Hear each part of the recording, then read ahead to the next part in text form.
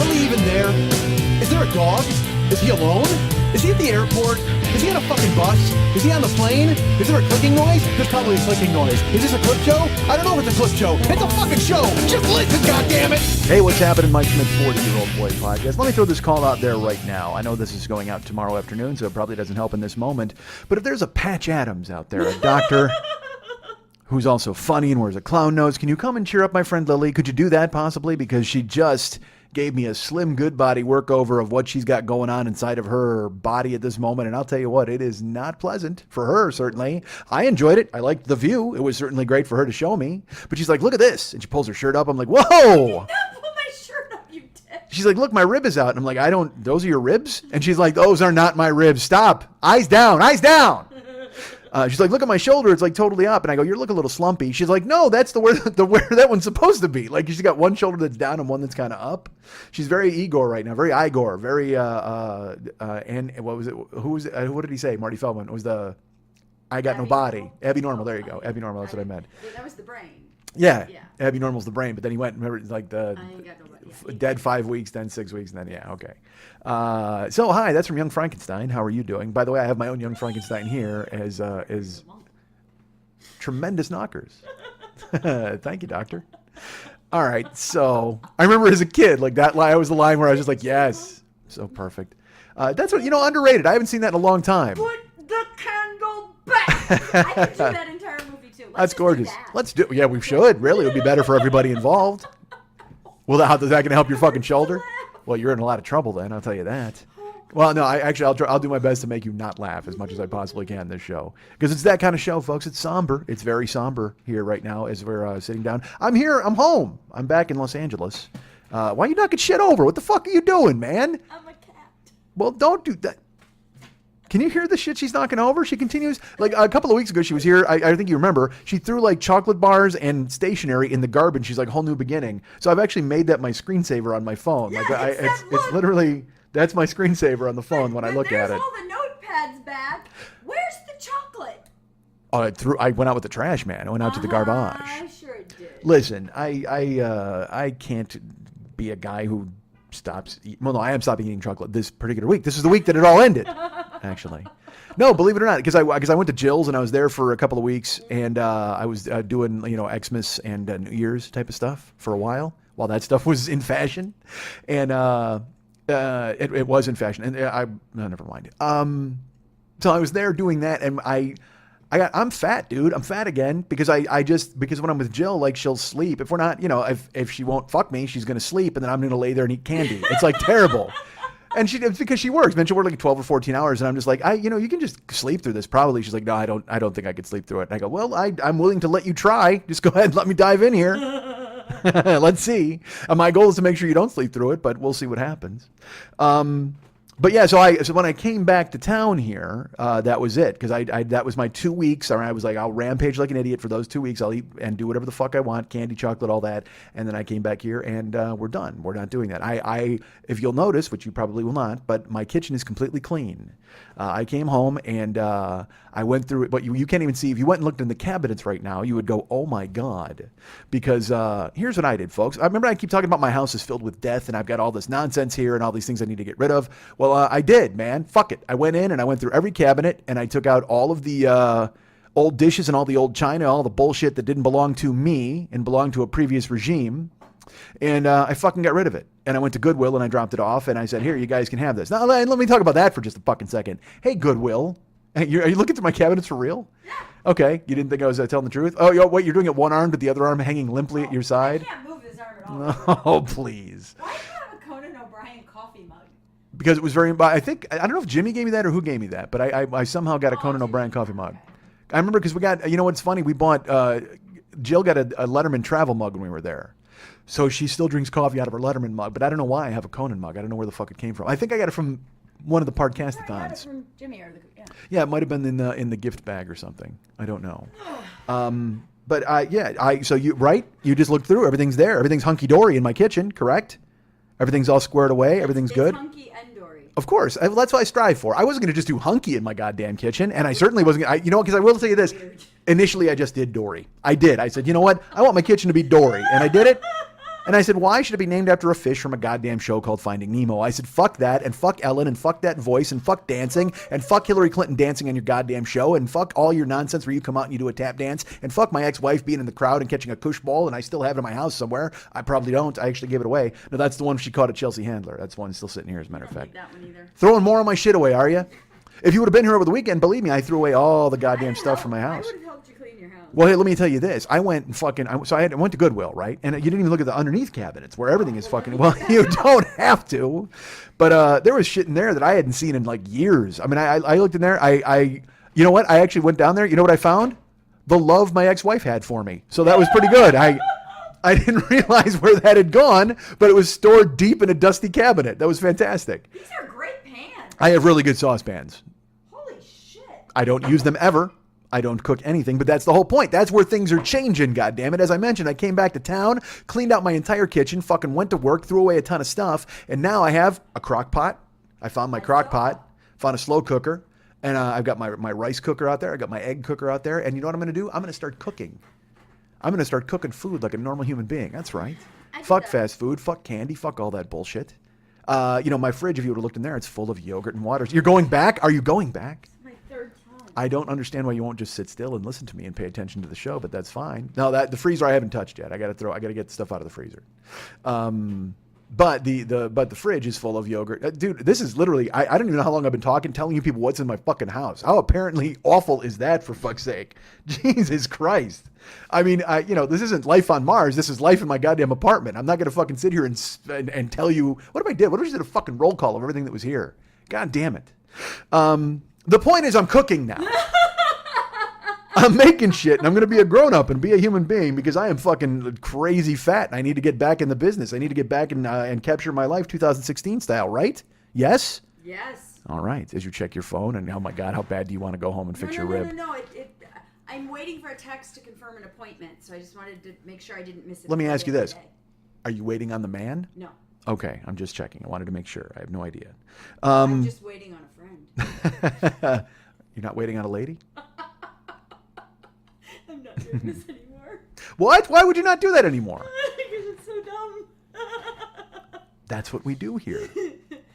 Fuck it. I'm a rebel, man. I don't fuck around. I do what I want. I don't fucking think twice about it. All right?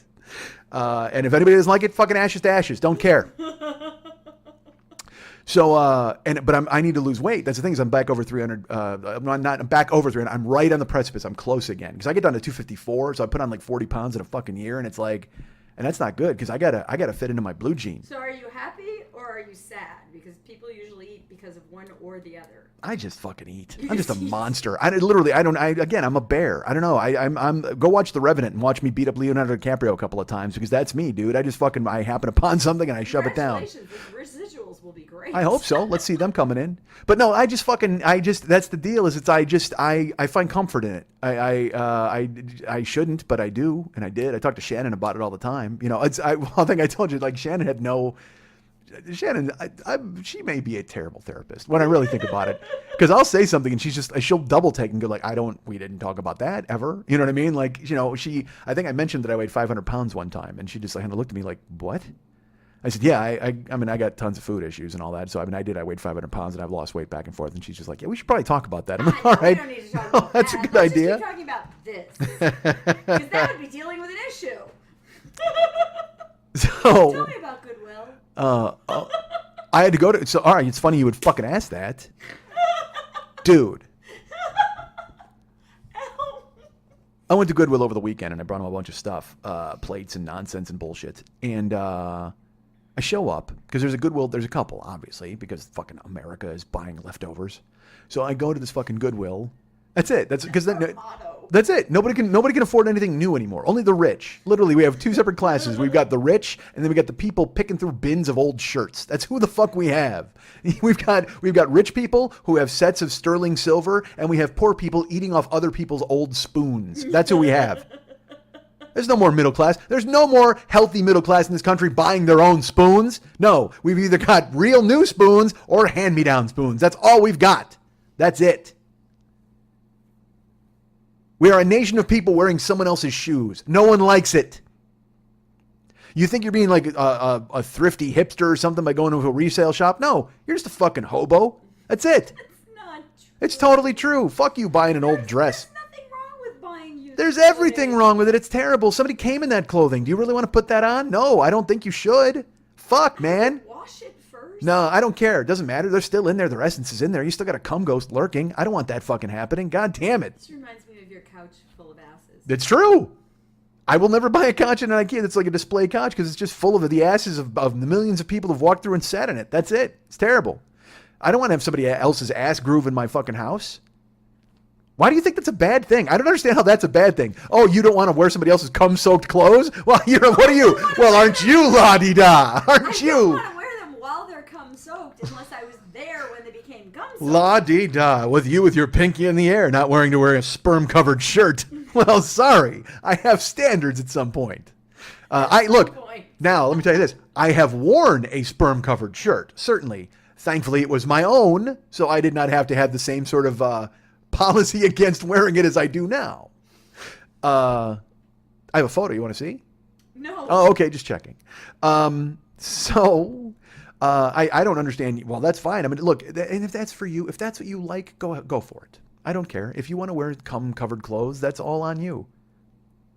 If you want to triple C it, go ahead. I'm fine with that. Oh my god, you're so fucking weird. Well, you're giving me grief because, like, literally, you go to fucking Goodwill. Who knows what they fucking did in those clothes? Ted Bundy could have dropped off a bag with those clothes, and you're like, hey, this shirt was used to kill a chick. I don't want to fucking do that. I don't want to take the chance. Because then, you know what happens? My fucking DNA's on that shirt, and his DNA's on it, and they get all mixed up, and they're like, hey, did you, like, share a bro hug with Ted Bundy and then kill a chick in that lumberjack shirt? No, I fucking didn't. Doesn't matter. You're coming with us and going to the clink, and the next thing you know, I'm in fucking solitaire. No, I'm in a room strictly where I got to play cards by myself.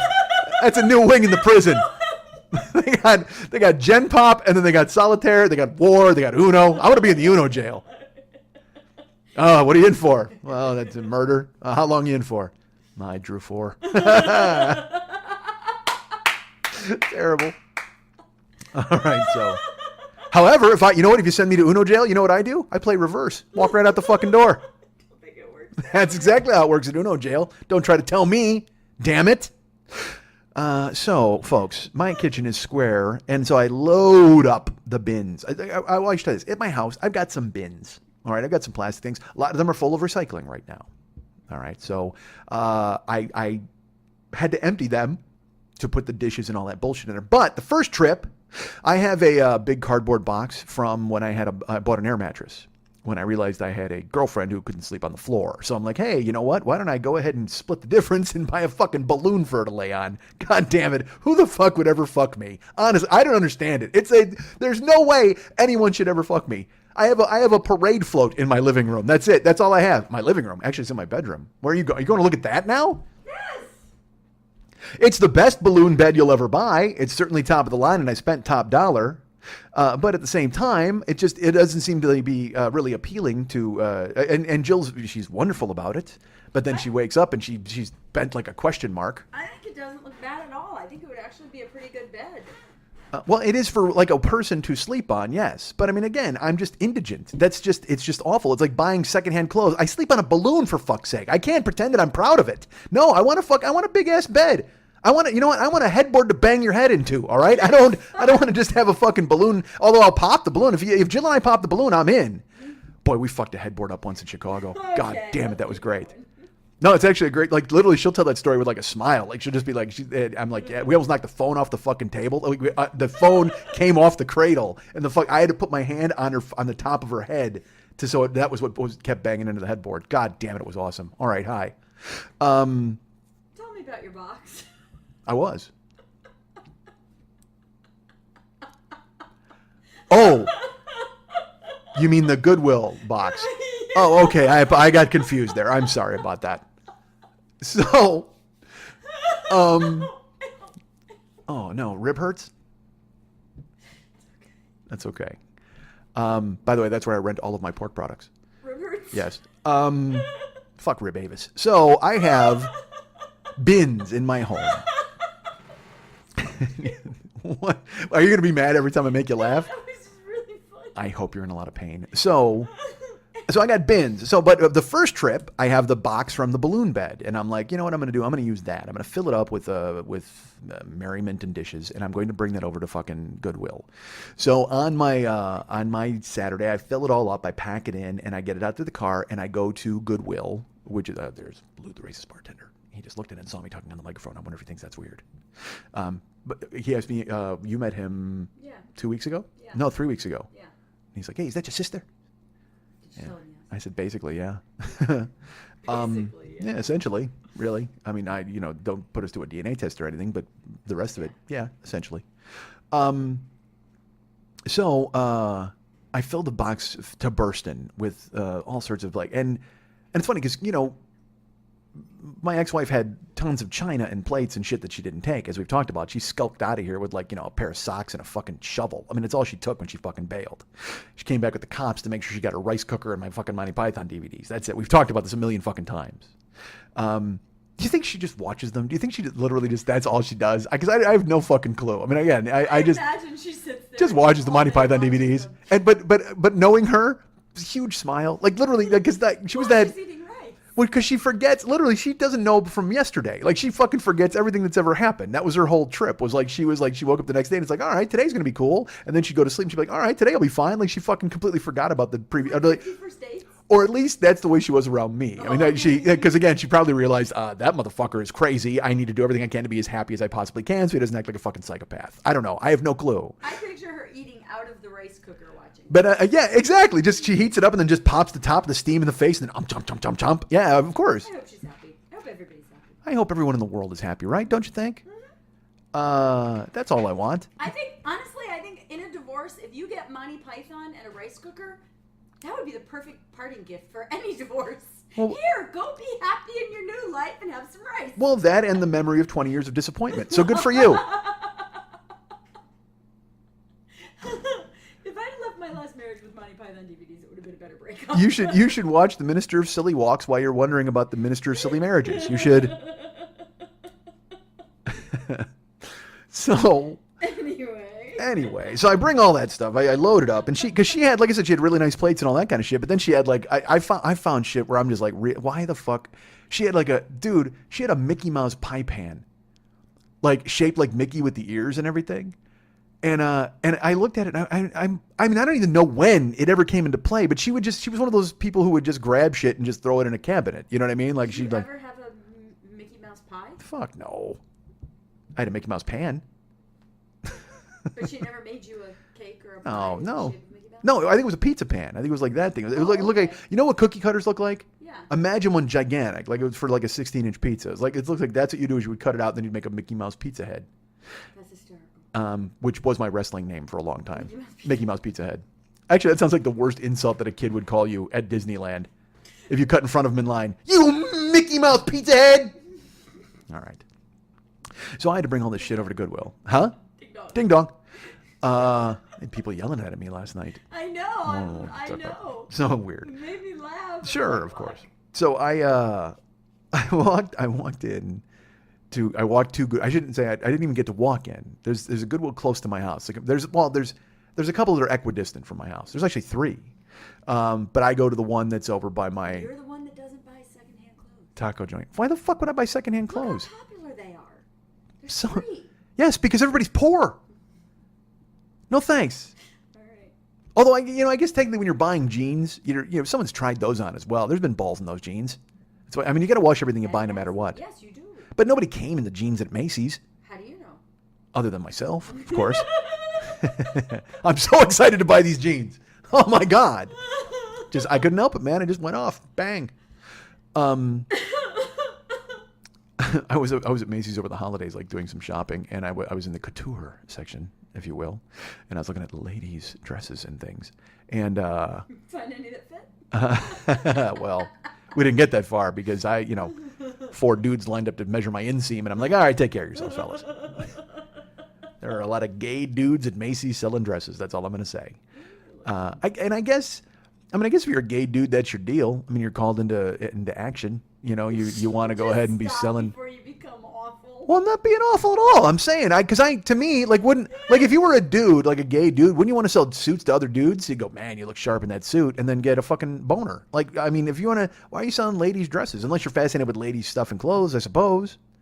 I don't know. I don't suck cock. All right, so. You also don't sell clothing. Yeah, hold on a second. Are the two mutually exclusive? Do I need to do one to do the other? Because I'm in the market for a gig. Which one do I have to go to do one before I get the other? Need to let me know. Because I mean, that's a fucking hell of an application to fill out. I don't know how long that interview is going to last.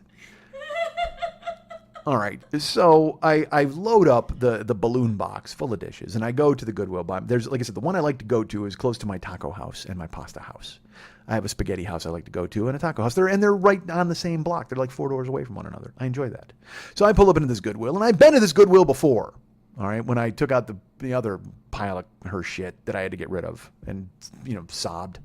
No sobbing this time. Now this was just business. This was just taken care of. Literally, the sobbing is over. No emotional connection. None. No. It was just a pile of fucking garbage. Yeah, I need to get this shit out of here. That's all it was. I need to make room for candy. That's what I need to do.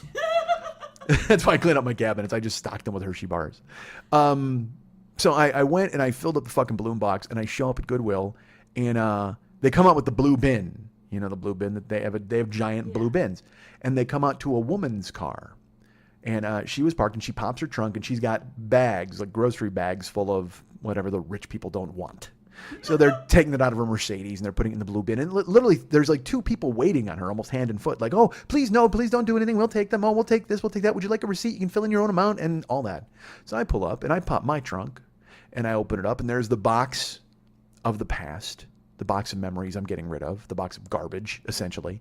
And then the dude comes up to me with a blue bin, same guy, and he goes, all right, so just the whole box? I go, well, here's the deal. I've probably got like 4 trips. So this is the only box I have. So what I want to do is I'm going to empty this stuff from the box, and you can take it in, put it in your bin or whatever, and I'll come back, maybe on the last trip I'll just give you the box. He goes, well, yeah, we should probably take the box. And I said, well, no, like I said, I have like 4 trips, and this box is full, so we'll take all of these things out, and we'll put them in your blue bin, and I'll be right back. And a woman comes out with him, or to meet us, I should say.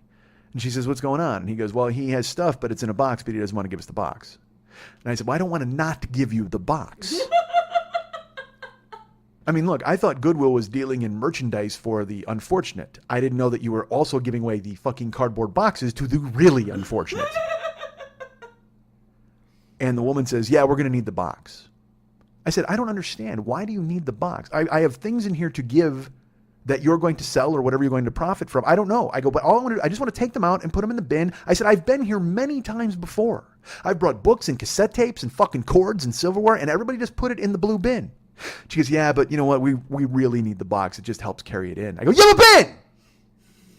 You have a blue bin. That will carry the stuff in. I will put the stuff in the blue bin and keep the box and come back with more stuff in this box. Is that okay? She goes, no, wait, if you're going to leave it, we really need the box. I go, so you're telling me you don't want this stuff? She goes, that's not what I'm saying at all. I'm saying that we need a carrying case for it. I go, you have a bin!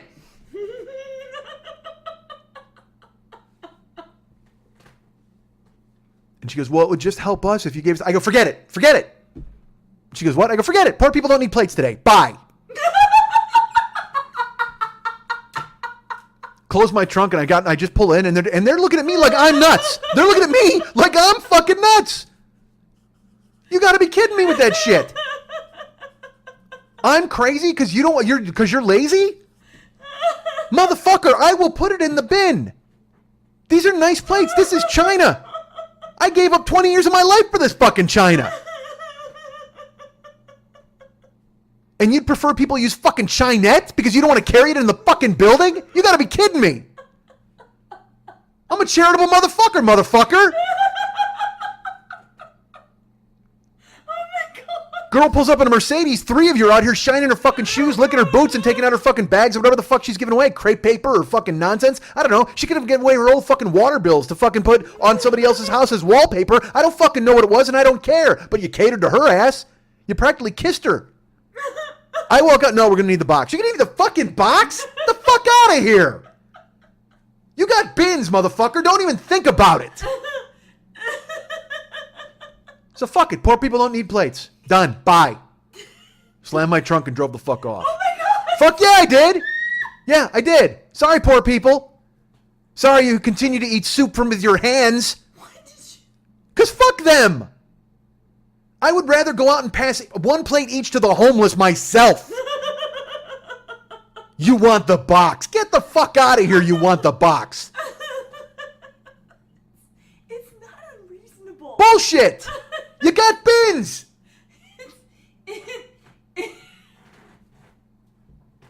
Were the plates all individually wrapped so they wouldn't break? No, they were in nice stacks. Yes, well, if you throw that in the bottom of a bin and then put a TV on top of it, they'll break. Guess what? Don't throw it in the bin. Go get the fucking dish bin. You got the book bin, you got the 8-track tape bin. Get the fucking dish bin, okay? This is nice stuff. That's the thing. Is like I wasn't giving them garbage or like nonsense or stuff I'd eaten off of. This is nice shit that's been sitting in a cabinet for 3 years waiting for me to get off my fucking ass and grab my life by the reins. So I did, and you don't fucking want it? Get the fuck out of here. So fuck you, welfare. Paper plates. That's it. That's what Goodwill says. But then the sad part is they're the only game in town. Well, They are. You know, I'm not going to go, who am I going to go to the Salvation Army and 4 fucking guys in Santa suits with bells and give them a bunch of china? That's not going to fucking happen. There's nobody else that helps poor people. Nobody else. the American Cancer Society. Fuck all that. Cancer people want plates? Well, no. Besides, this is old China. There might be fucking cancer-causing chemicals in the lead paint. They sell the stuff and donate the money. Oh, I see. Yeah, there used to be a joint like You that. go to a place like Yeah, but you know what, though? I'll tell you this is truthfully, I swear to God, half the shit I was giving away, she probably bought from that shop. I'm not even joking. She would come home with like a lamp or a statue of a dog, and I'm like, what the fuck? She goes, well, it was at the Cancer Society thing in Burbank. I just, it was money. What the hell? We need a lamp. Nobody needs a fucking lamp that bad. Get this tumor lamp out of my fucking house. No thanks. Fuck that. That's what I wanted, a statue of a dog with cancer. She's like, no, the dog doesn't have cancer. It was a statue, and buying it benefits the people who have cancer. Fuck that. That dog's got cancer. Get him the fuck out of here. They named him Spot for a reason. Oh, man. Check his fucking lungs. Holy shit. That's what she did. She always fucking wander in with that nonsense. So half the shit I gave away, I'm sure, came from there anyway. So fuck. But again, Goodwill's the only game in fucking town. Because I thought about it. I Googled, I'm like, homeless shelters and all this shit. But I mean, homeless shelters, they don't want fucking China. Because if I gave a bunch of China to a homeless shelter, the next day in the paper, there'd just be a story of a Three Stooges type brawl where everybody was breaking plates over each other's heads. I'm not even kidding. You can't trust the homeless with anything more than a paper plate. You can't. No, you can't. Yes, you can. No, if they can handle nice things, they'd live in a house. That is not true. It's totally fucking true. If the homeless could handle nice things, they would have kept their nice brain they were given by Jesus. Instead, they fucking let it go to waste and atrophied, and now they're walking around the street talking to the fucking clouds. Fuck you, you don't get a plate either. I'm keeping these fucking plates. You know what I should do? I should give it to a fucking skeet shooting range. Fuck you, all of you. Pull, motherfucker. Put the shards in a bin. Fuck off. Trying to do a good thing here, man. I'm showing up with fucking piles of plates and shit. Ah, god damn it. Doesn't pay to be nice. Can't be a good guy. Pardon me? What did you do with them? Where are the plates? Well, that's what I'm telling you. Goodwill's the only game in fucking town, man. There's nothing you can do. So, like I said, there's 3 of them equidistant. And then I went to another one. I went to a different one up on Lancashire, and I showed up, and they're a fucking outfit. Like the other place I was going to is just they're like a Goodwill. It's just a door with 4 dudes with bins, and then So it's just a donation center. yeah, Okay. it could even be a front. I didn't even know. It could be 4 dudes who rented a storefront just to sell plates on the side. I got no fucking idea how they handle their business. Fuck. Oh, fuck. All I know is that they didn't get my fucking plates. Fucking fucks. So, and isn't Goodwill bad? Like, don't they kill whales or some shit? Like, isn't there some nonsense that I should know about? Like, I'm sure there was some, like, expose where isn't it, like, literally, like, the Red Cross, really, they don't use the blood, they pour it in the gutter. I mean, there's always some Goodwill takes advantage of a loophole about employing people with special needs. There was a whole documentary on you can hire people with special needs and you can pay them less because they are not qualified to hold the job. So it Wait, takes hold on. longer. This explains why they wanted the fucking box. I'm trying to give my plates to a couple of waterheads, man. Fuck that. No, that explains everything. Waterheads, really? I can't do that. You know what? They wanted a box to play in. That's what it was. Couple of special idiots who wanted to put my plates on the side and go wee and play fort. Fuck you, man. Oh, man. I hear some real people, Goodwill. I don't need the challenge to take my box away from me so they can make a fire engine out of it. Fuck off. Because of them, the poor don't get forks. So I went to the other Goodwill. There was an equidistant one because that, again, like I said, that one's just like a fucking storefront. I don't know what the fuck it is. It's just a window and a door and two people with bins. So it might not be Goodwill. Like I should look. Like maybe there's a third L. Like they exploited it by making their own sign. Hey, that's not a bad racket. I might pull that off. If I'm ever in the need for a pile of cum-covered clothes, I'm going to go ahead and open a storefront. Yeah. So I go to the other Goodwill, which is, and this is the Goodwill Mall. Like it's a shopping center. Like you walk in and there's everybody with a handlebar mustache buying shoes that their father hated. You know what I mean? You're just like, all right, good for you. Everybody's buying like fucking koozies of Lowenbrow. You know, you're like, hey, this is awesome. Remember when this was something? No, nobody remembers anything. You fucking idiot. Go get a job. Oh, everybody's like, hey, do you have any bowling shirts? Oh my gosh. Yes, we do. That's all we have are bowling shirts. I found my people. So, but again, you walk in there and it's all horn rimmed glasses and bands from Georgia from the 80s. All these people who keep waiting for REM to make a comeback. So I get in there and I walk in the front to the dude at the counter. And I'll tell you what, they are raking in fucking cash at Goodwill. Uh-huh. I hope they're helping people. I hope they're giving some money to somebody because they are just, again, like I said, we have haves and have-nots in this town and in this world and in this fucking country, certainly. It's all rich people or it's poor people buying what rich people don't want anymore. And case in point, me giving away plates. I'll take that because I'm rich with love.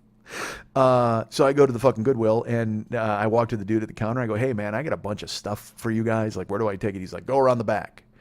Well, this guy was like a normal dude running the register, but then I went in the back, and that's where you just run into the fucking island of misfit toys. Then it's just a bunch of dudes with bullet wounds and no arms, and they're just like, hey, what's going on? Because this dude, I showed, and I said, look, I got a box of stuff. I go, but I can't give you the box. I said, I have to take it home because I'm going to have like 4 trips where I'm bringing more stuff. And he goes, oh, we don't care. We don't need the box. And I'm like, oh my God, thank you. Could you call the fake storefront over on fucking, well, I don't want to say the address because that'll tell you where I live. What if I did? What if I gave the coordinates?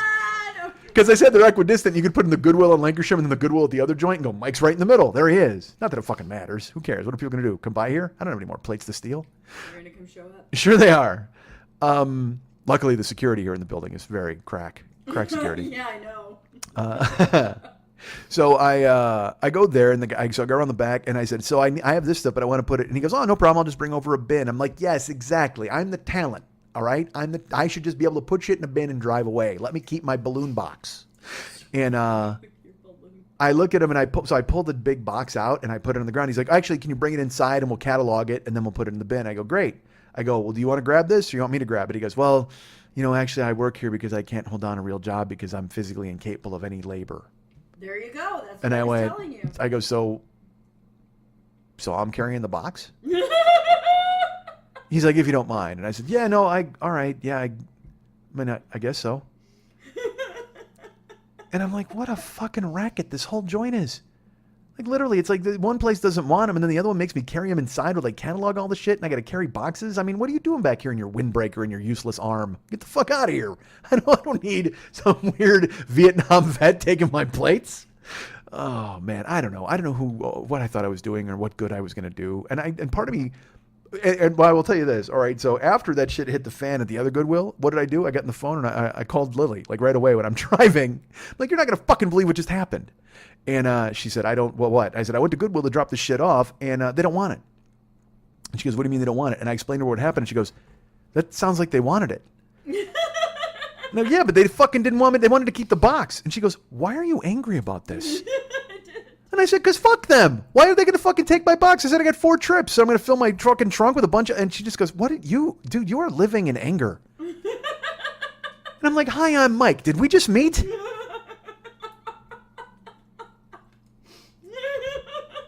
trying to do a good thing here, and these people turn me the fuck away. And I said, no, they didn't. Yeah, I know. Then she tried to pull some rational ninja bullshit on me and tell me how wrong I was, and I'm tired of being wrong, goddammit. What did you do? All right, I'll talk to you later. Click. Yeah, kind of. Well, because I had to get to the other one real quick to prove you wrong. Yeah, but then I show up there and I run into Ron Kovic, who can't carry a box. Get the fuck out of here, man. Terrible. This is not America. This is not America if you can't fucking take goodwill and bring that in there. And I tell you what, if you're some like handicapped dude, I'm afraid of people. I'm afraid of Americans who can't carry a fucking box into the back. Fuck that. Insane. There's a website to go to called Charity Watch, and it will tell you how much they spend and how much they give and what it costs to raise $100. And you can find charities that are better than Goodwill. Honestly. Public service announcement. Well, do I have to leave to go to those places? What do you mean? Do I have to leave and go there? No, go to CharityWatch.com. Well, wait, but will they send somebody to my house to pick shit up? Because I'm done. I'm done going places. Don't. It's important to give. Fuck that. No, because I know when to go out, but I want to stay in, and get things done. So if they'll come and pick stuff up, that's fine. But I'm not going anymore. I tried. I fucking tried. I ventured out of my house. I went to different Goodwills. I'm in the back. I'm in the front. I got to deal with an army of cripples and then a couple of waterheads who want my box. Fuck all that nonsense. That's so terrible. It's the truth. But it's terrible. And they look at me again because they put me on trial. It's like I'm trying to give shit away. I'm trying to be a good person here. I'm not the man who sold the world. I'm trying to give people stuff so they can enjoy it. I'm trying to help poor people. People helped me when I was a young man. This is life on Earth, not life on Mars. Ridiculous. You're going to make me cry. What? But that's the problem. You go into these stores and you see all these young Americans buying all this this stuff, and they're living in this economy where they just reuse everything, and nobody knew anymore. There's no more manufacturing anymore. God damn it! Look at me rattling a saber. I'm an idiot. But now my kitchen's amazing though now, right? You just looked in there. Your kitchen looks like a bachelor. Well, because there's finally space. I love that there's like 2 plates. 2 cups. Me and Jill. That's it. There you go. It's good to know that I'm never going to be invited over with that either. No, I have a party of 2. That's it. That's all I have. But again, there's space. Ironically, if you invite us over, you're going to have to go to Goodwill to get some extra service. Fuck that. I like my kitchen now because there's space, which is an oddity. I'm going to cry. Having space is an oddity in my kitchen. But it's there, and I'm happy, which is good. So I went and did, so I called Lily, and she's just like, you're being crazy. And I don't think I am, quite frankly. But You were. well, but again, I guess yes, but I just wanted to give people, I just want to help people. That's all I want to do, right? There's nothing wrong with that. That's a good person. I'm making changes. All right. Let's talk about this really quickly. I was out of town for a couple of weeks, and then I came back, and I went to the P.O. box. Our P.O. box that we have, and we were given plenty of Christmas gifts. It's amazing. Astonishingly so. Yes, people sent us Christmas gifts and Christmas cards, and also I received another. Well, I'll talk about that in a second. But I want to thank people on here now for what they've done and what they've sent. My good friend Larry, who I went to high school with, actually sent me a card with his family, and he sent that to the P.O. box, and it made me go, that's awesome. And then it made me go, Larry doesn't have my home address? That sounds fucking terrible. This is a guy I've known fucking 25 years. But good for him. He was able to find me at some point. This is the podcast. He does. Well, he actually does. He'll write me out about that. Our friend Diane Kreitz, I'll say her name because why not? She is of course, the queen of the monsters, queen of the little monsters. She has ferrets galore. I think she actually has that website, ferretsgalore.com. Go ahead and look up Diane there. But she sent us a Christmas card, and guess who's on her Christmas card? Ferrets. Astonishing enough, but not just any ferrets, her fucking ferrets. She's got 5 now. And we have Sienna, we have Charlie, we have Stasher, we have Sugar, and we have, I think, Geist, Geist. And I that was the name where I was like, Sienna, Charlie, Stasher, Sugar, which, by the way, that just sounds like Army code. Sienna, Charlie, Stasher, Geist, Sugar. But it's not. It's actually Ferret Army code, because the Ferret Army is coming for you folks. and Diane will be there in her ferret I'm fur. hoping that she never has some sort of accident and falls in her house. You think they're going to eat her? I think she would love it. Laying there while they're eating her face, just going, feed my babies. Absolutely. Why not? If I die, terrifies me. no. See, if I die, that's it. Feed me to ferrets. I like this idea. Feedmetoferrets.com. Let's buy that right now. Yeah. Book me at your wake and feed me to your ferrets. Feed me to your ferrets at your wake.com. Oh my God. So thank you, Diane and Larry, for reaching out. Beautiful card, Diane. Other people who sent things. And our friend Chuck Hudspeth sent me a card of his wonderful family. And he's got Chuck, Michelle, Lauren, Sarah, and Oliver, also ferrets, shockingly enough. No, not ferrets. Those are daughters and wives and a dog. Wow, I really like that card. It's beautiful, right? Some sugarfly. That's beautiful. Yeah. So, and Chuck is the guy who, when I was going to do a Kickstarter to go back out on the road, Chuck came up with a novel idea and a brilliant concept and something to give as a reward, and I loved it. And I'm like, dude, that's totally going to happen. And then, as you know, some cunt from Texas ran into my car and destroyed it, and you guys were nice enough to start a GoFundMe page that I needed to live. So asking you for money to go back on the road seemed fucking superfluous and weird. I hope to go back on the road and do that sort of thing, and that would be great if you guys were involved, and we did that, but I couldn't make an appeal for funds because you guys fucking bought me a goddamn car, essentially. But Chuck, who listens faithfully every week and talks to me on Twitter, he had an idea that's still a great idea, and I love it, Chuck. It's in the pipeline. I'm looking at it right now in my house. Just letting you know that that's still something that I was hoping to do. But we'll see eventually. You looked where I'm looking and you can't see? See, because I don't want to say on the air what it is because it'll give it away. But are you going to make stew and sell it? Essentially, yeah, that's what we're going to do. We're going to be giving away Schmidt stew. We're going to be passing that along. Make jams and jellies? I don't know if what we're saying is true, but that is what you. But the thing you're very close. Send a coffee pot pan? You should continue to walk through my kitchen and pick things up with your bad arm. All right. See, you think I didn't do those cabinets, but I did. You're goddamn right. Yeah, I cleaned out every cabinet. I got rid of all the fucking stuff, dude. That cabinet had like 45 vases in it, and Wait, did you ever once buy her flowers? No, just vases. Just vases? Or did she just buy them all in hopes to someday get a flower? Oh, please. Jill did that to me, man. I picked her up from her work when I was there, and she comes out of her work. I hadn't seen her all day, and I'm standing there. I got my pockets in my hoodie, and she walks out of her work, and she looks at me, and I go, "Hey, honey," because I always try to. I'm out of my car to meet her when she walks out of work, because it's shitty to just sit in your car. I think it's not chivalrous or nice, and so I want to pick her up and hug her. So you stand there like Ducky next to the car? Essentially, yeah, with the door open. Sometimes in the summer, I'll have the door open. I do it. That's what I do. I like to do it. She's worth it. So I'll get out of the car. So this time I get out and I'm standing, I got my hands in my hoodie, and she comes walking out and she gives me this side eye, and I go, "Hey, baby," and she goes, "What's going on?" I'm like, "Nothing. What?" She goes, "You look suspicious." I go, "Why do I look suspicious? I'm picking you up from work. I love you." And she goes, "Well, you get your hands tucked in. You look suspicious." I go, "It's 12 degrees out here. I'm standing here waiting for you." She goes, And I give her a kiss and I put her in the car. I'm like, "What?" She goes, "Well, I don't know. It looked like you might be hiding flowers or something there. You look suspicious." So then, of course, I feel like a dick that I don't have flowers in my hoodie. I just have my hands and I'm there. And, I run with that in my brain where I'm like, was I supposed to have flowers? Should I have? Weird. Yeah, a little bit. I'll deal with me. I'm weird. Suspicious. I just feel crazy. Yeah. It works well, I'm sure. Oh, of course. Well, it's fantastic. But then I felt less than because I didn't have some fancy thing to pull out of my hoodie and go, "Wee," and which is not. I mean, it was me. It was all I had. I'm like, "Hi, I love you. I'm here to pick you up." You and she's were like, in the hoodie. That's enough. The boys were in the hoodie. Terrible. Let's just end the fucking show on that garbage. So I also got this. I'm going to say this. I've got to save the date. What? I talked about this before. When I was in Pittsburgh, we saw our friends Derek and Mara. I don't know if they want me to say their names, but Derek, I will tell you this. Derek has seen me live, I think 9 times. That's my guess, as Principal Rooney would say. 9 times.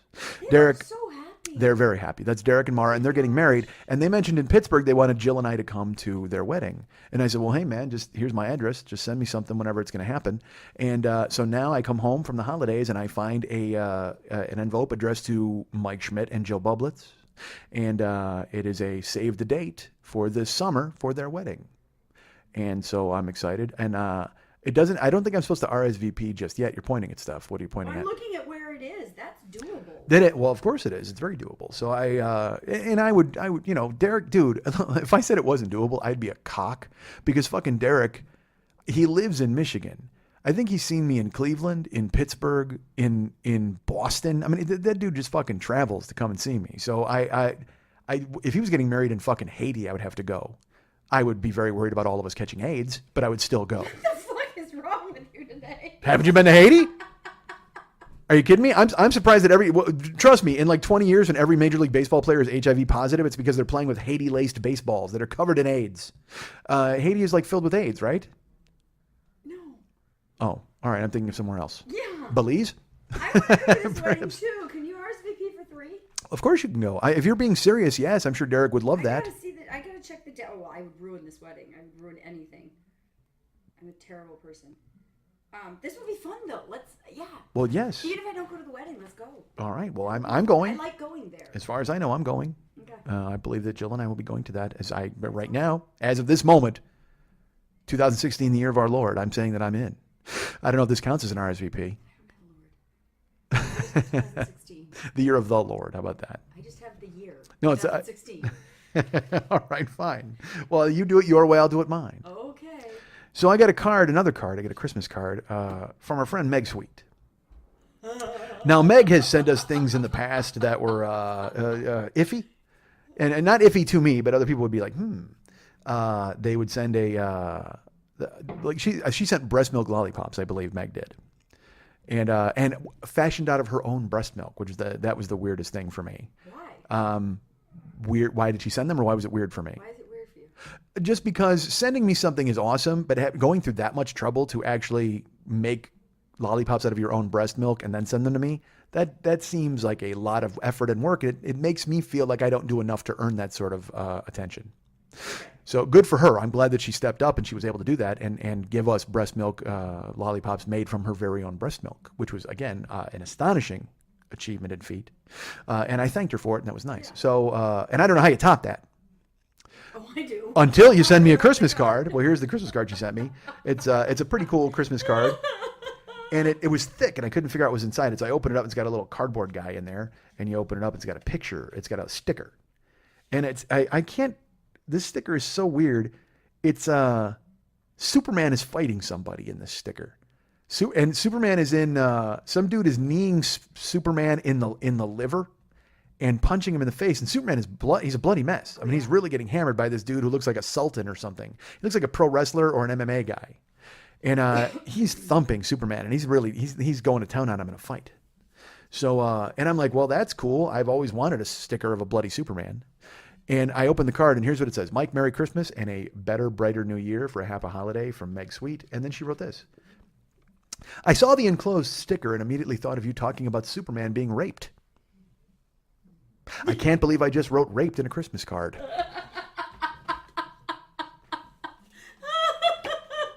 Merry Christmas and a better, bright new year. For me, not for Superman. She apparently is on board with me and hoping Superman winds up getting taken in the face. So thank you, everyone who did that. But there were those things, and then that was in my P.O. box, and then there was also a little slip, and it said, "You have items in locker P18." Ooh. Yeah, that's right. They P18. keep them in lockers? They do. Well, when they can't fit them in the little slot, they used to do a thing. You go get them. Well, they had a card, and it would say, "Turn it in with the date" or whatever, and then they'd have to go fetch it. But things have gone missing, so they've started putting things into lockers for people, I suppose. I don't know. You can't trust the great unwashed at the post office. That's my point. No, it's totally true. There's a small percentage of people who do bad things. You can't blame the entire post office. Repeat that same thing, but instead of post office, say Goodwill. Small percentage of people who do bad things. There's a small percentage of the world that does bad things, but we can't blame all of humanity. I can. And will. So I go and I open up locker P18, and there is... You Goodwill. Nice. So I open up P18, and there's a stack of boxes from Amazon. Holy shit. Yeah. It's like four or five boxes. So I take a moment, I open them up, and the majority of them are from our friend Jamie Ditterline, who is an amazing person. She's awesome. She's so great, and she sent me a little Alshon Jeffrey guy, a Chicago Bears guy. He's a little dude. He's a little football guy. And then this is my favorite. She sent me a. Oh, those are awesome. I love those. They're called Pop Heroes. They're Yeah. these little like statues, and she sent me the Joker, Yeah. which is fitting and appropriate. Adorable. And it looks amazing, right? Yeah. And it's like, so I want to take it out of the box and just put it on my desk, but I also don't. So you want to keep them in Here, his allow little. me to take it out of the box for you. Sure. Okay. Because Well, what is the point of having something if you can't play with it? he goes in your little. He lives in his little chamber right there. Yeah, I know, but do you want a bunch of boxes or do you want happiness on your desktop? I think the beginning of the show clarified that I want a bunch of boxes. Clearly, I am not one to give up a box easily. Oh my god, that's so adorable! He's totally awesome. He's a little guy, and he will stand right there on the desk. He's pretty cool. Can I throw this away or do you want to No, see let me keep it because I want to read it. I haven't even read it yet to look at it. It's pretty neat. So cute. But he's a little Batman Arkham Asylum Pop Hero Joker guy. So he's on my desk now. Perhaps I'll take photos They of have these. giant like anime heads. I should They're take, so yeah, cute. I should take photos of these and put them up. Probably, I would imagine. Probably, especially the rape card. That's awesome. She I literally might do pulled that. the rape card on She you. did. Good. It's about time, right? It's the Christmas season. Why wouldn't you do that? I love his little purple tail. He's so great. So I will say this. So thank you, Jamie. It was amazing. And she also sent Christmas gifts for Lily. Yes, she did. She sent it's the year of animal print for Lily. And alcohol, if I remember correctly. Oh yes. Alcohol and animal print. Oh yeah. It's that year for our friend Lily. And so she sent her animal print shoelaces Yes. and they're animal awesome. print scrunchies. Yes. So That's awesome. you will be Thank outfitted. you. You've already picked out the shoes that you're going to use them I in and did. all that stuff. So, so thank you, Jamie. That was so cool of you. And I already texted Jamie to tell her thank you.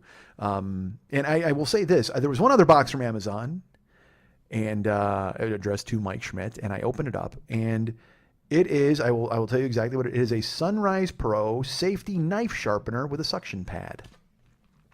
And it's what you do is you stick it on your countertop, so it's always there, so you can always run a knife through it and sharpen it up. You know, because I have a sharpening steel, so I know how to do it that way. But this is kind of cool because you can run it through real quick, and I guess it gives it more of a razor's edge.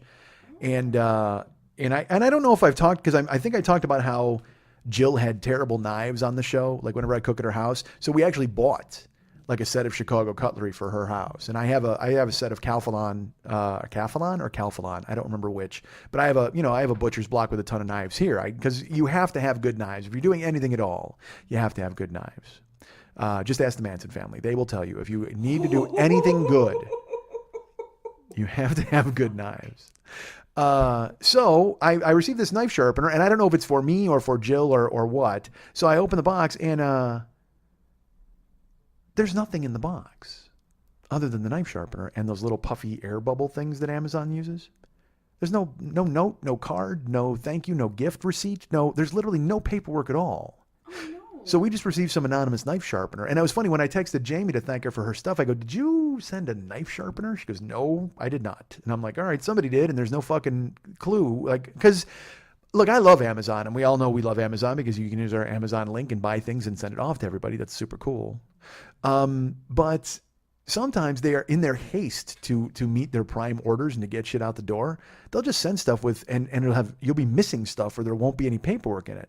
A couple times ago, I sent Jill some stuff, and there was no note or anything in the box. And I had sent her, I always send a little fucking, "Hey, I'd like to see a naked note" with whatever I send her. Doesn't matter if it's fucking hot sauce or socks. I'm like, yeah, guess what? Like I sent her, one time I sent her a box of Take 5 bars. I talked about that on here. And the note was something like, "I would like to take 5 of these," and, whatever, who cares? Eat them with you out of respect and love. Very close to that. It might have been "eat them off of you with respect and love," or "eat them," well, never mind. So, but regardless, she didn't get the note. And by the way, she didn't get the Take 5 bars. I talked about that on here before. It was like Baby Ruth bars. I was like, fuck, so mad. But yeah, so I don't even know who the fuck this is from. But just recently I sent Jill, for Christmas, I bought her some hot sauce, and I bought her a book, and I bought, her son likes this particular candy that you can't really find in retail places, but you can buy it through Amazon. So I bought him like a 3-pound bag of this fucking candy. So she gets the delivery, she gets the book, she gets the hot sauce. There's no candy, and there's no fucking like sex note with the hot sauce. It's like none of it. So, I appreciate that Amazon is trying to hustle shit out the door, and they got drones and all that other stuff going on. But it's like, dude, what the fuck, man? You got to complete the orders. Yes? What if this is a message and it wasn't a mistake that it wasn't in there? I contemplated that. Seriously, because like this would be like if you hurt someone and they sent you a knife sharpener so that you can keep your knife sharp because you keep stabbing them in the back, kind of thing. True. Or why don't you go cut your penis off with a really sharp knife? Or Well, because I go the other way. If you wanted me to cut my cock off, you would want me to do it with like a rusty dull knife, wouldn't you, to make it as worse as possible? I don't know. But what if there's some deep message as to why someone sent you a knife sharpener? Well, now in the dark and quiet, I'll be contemplating that. Thank you very much. It's probably just somebody forgot to put it. Oh, sure. I'm sure it's what it is. It's not that thing you said about me being hated by a stranger. Not that at all. I'm sure it was just an oversight on Amazon's part. See, I'm blaming Amazon. You say it could be some fucking screwball with an agenda. Good. I'm glad for that. Thank you. Or someone who mysteriously just sends knife sharpeners to people to confuse the fuck out of them. Well, it worked. Because again, I'm trying to think about. I even texted Jamie. I go, I talked about like Jill having dull knives on her show, and I think because I talked about cooking there and stuff.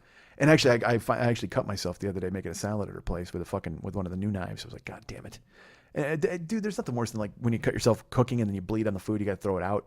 You know what I mean? Why do you throw it out? Because I just bled all over your lettuce. You can eat my bloody lettuce. It. I have AIDS.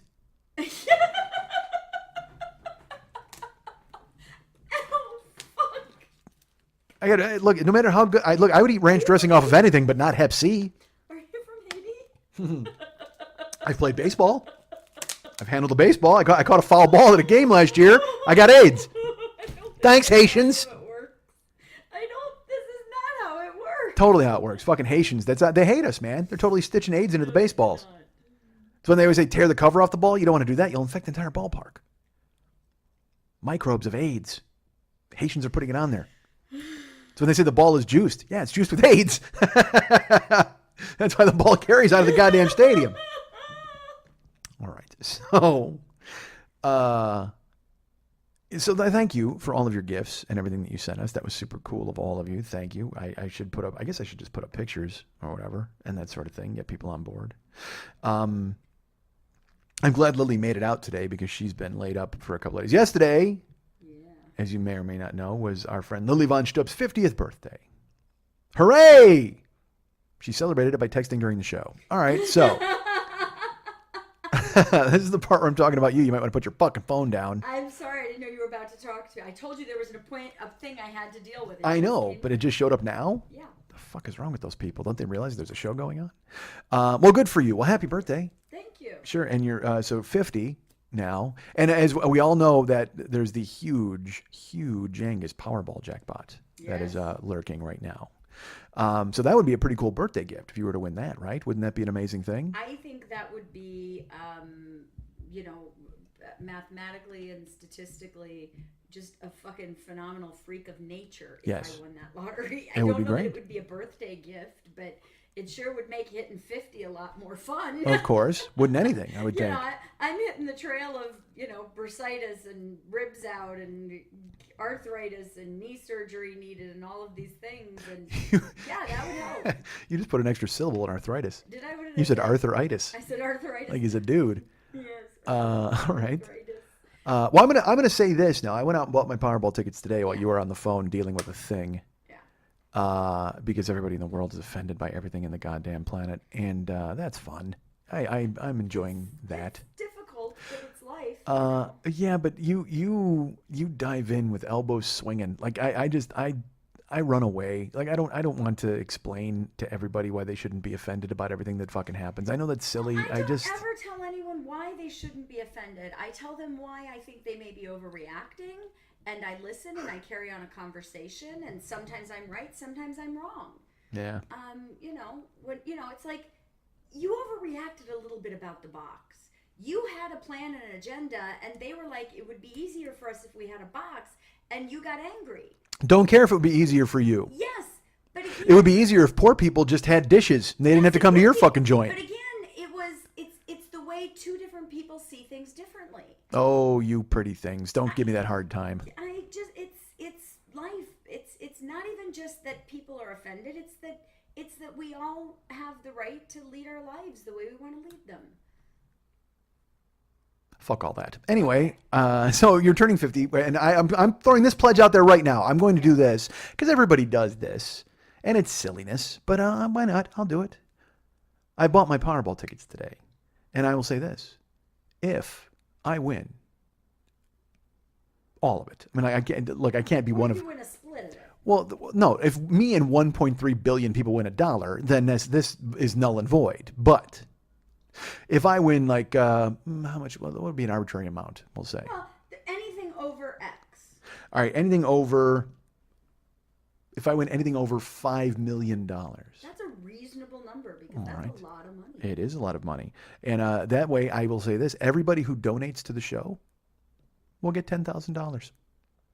Even from the beginning, anyone who's No, anybody who's right now, people who are donating right now, live donors to the show right now. I will go back because I have a record of that and all that. And who knows? I might look at the people who've donated in the past and had to cancel or whatever. Of course, I mean it depends on how much time I have with my newfound winnings and kiting all over the nation. But if you're an active donor to the show and I win the fucking Powerball, I'll give you $10,000. That's what you get. a pretty cool thing. I hope so. Because I mean, why wouldn't you? You know what I mean? Like literally, like I'll match that. you're gonna match that too. Yeah, if I win, I will give anyone who's donating to the show actively $10,000. I love that idea. Yeah. That's perfect. By the way, you quit the fan club. I didn't So quit you're the fan like- club because I don't like them. I Understood. quit the fan club because I have a life outside of this. I'm teasing you. And I can't.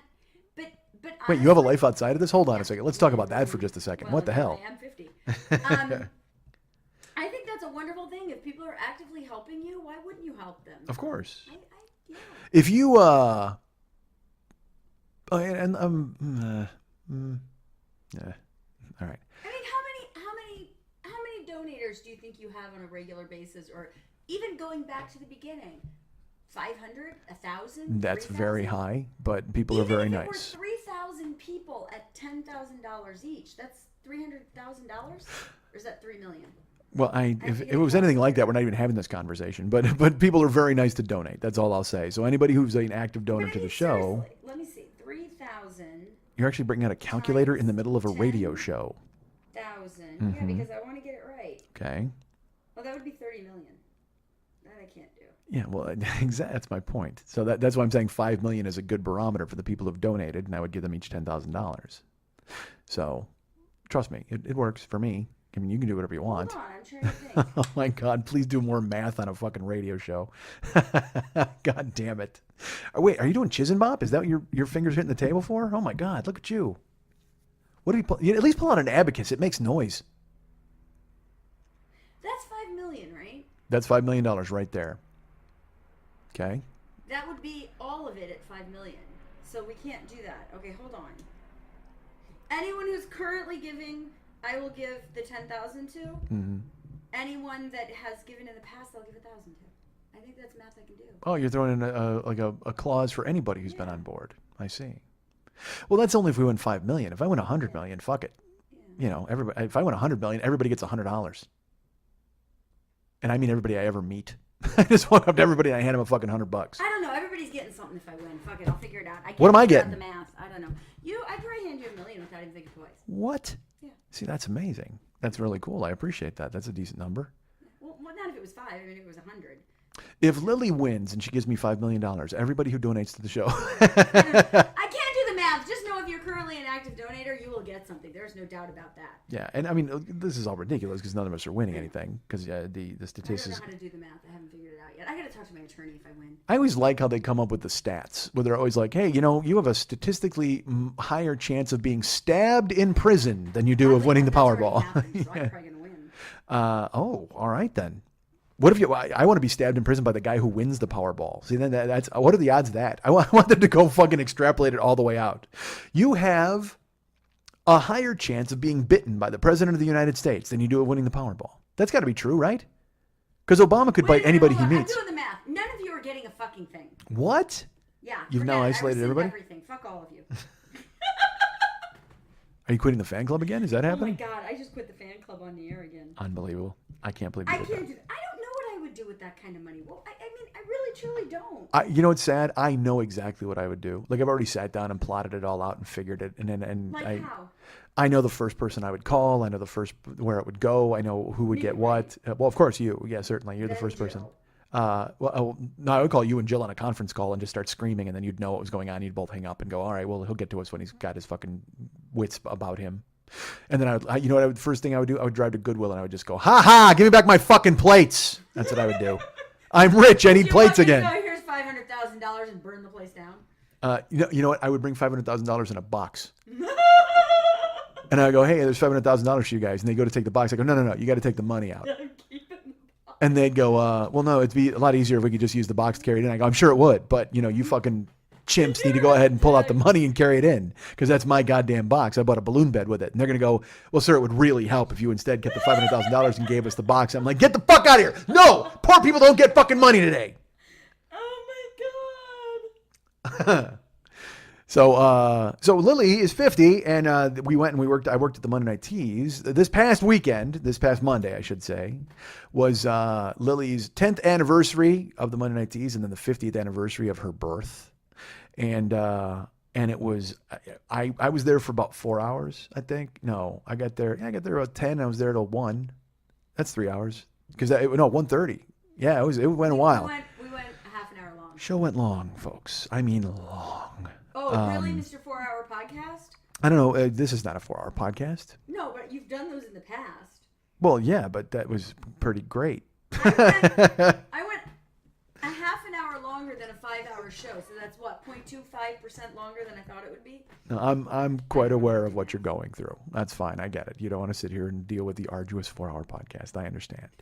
It's not about you. This is about me. So we went to the show, and it was just a circus. I mean, honestly, from the beginning, when I walked in, and there were people out partying in the front bar. Yeah. You had a photo booth that I did not get a chance to dive bomb with you. Did you even take a solo? No. I walked in. No, man, because I walked in and I was trying to get a lay of the land, and it was that thing where you were just kind of overwhelmed as you walked in the door, and because again, Lily's show attracts everybody. It's just it's this. You ever see one of those you ever watch American Horror Story and it's just this constant freak show? That's Lily's show. That's kind of the Monday Night Teas, whether it's the crowd or the people on stage. There's people in feather boas. There's, you look around, there's like, women like in various states of undress. And then there are people in tuxedos. And then there's just some dude walking around eating fire, well-hung Snow White tan. I mean, he's off in the fucking corner doing his business. And it's just, I mean, it's insane. You walk in, there's sword swallowers, and Monday was like that times 50 because it was her 50th birthday. And because she put on a 4-hour show and filled it with people. There were 4 different MCs. A 5.5-hour show. It started at 8 and ended at 1:30 in the morning. Oh, that is 5.5 hours. Yeah, that was because I didn't get there until. It was supposed to be 5, but we went long and we ended up having 52 instead of 50 performers. Yeah, it was really insane. It was crazy, but it was awesome. I think so.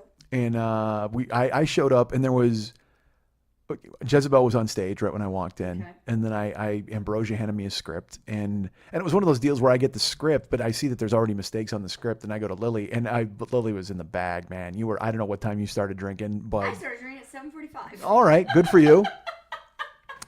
Because I walked up, and when she's drinking, it's like you walked into a 1950s film.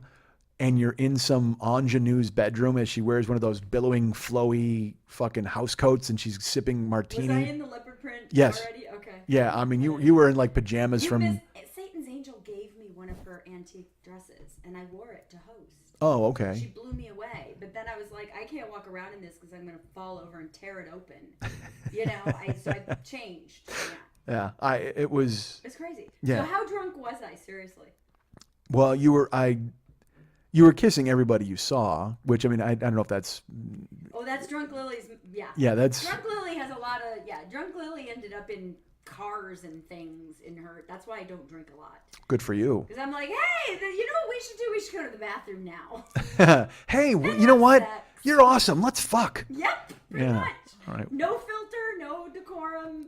Let's get naked now and touch each other. That's fun. Yeah, you weren't at that stage with me, but you had been drinking, and I don't know what went on behind closed doors. Trying to be as controlled as possible. You did a good job. I mean, you had a great time. It was a fantastic time. And I mean, it was just, and I got to see everybody, because I don't go to the teas nearly as much as I used to. And so I got to see people, like I got to see Sheila, and I got to see Quintessential, and I got to see all these people perform. But then I got to see people I've never seen that I've heard about.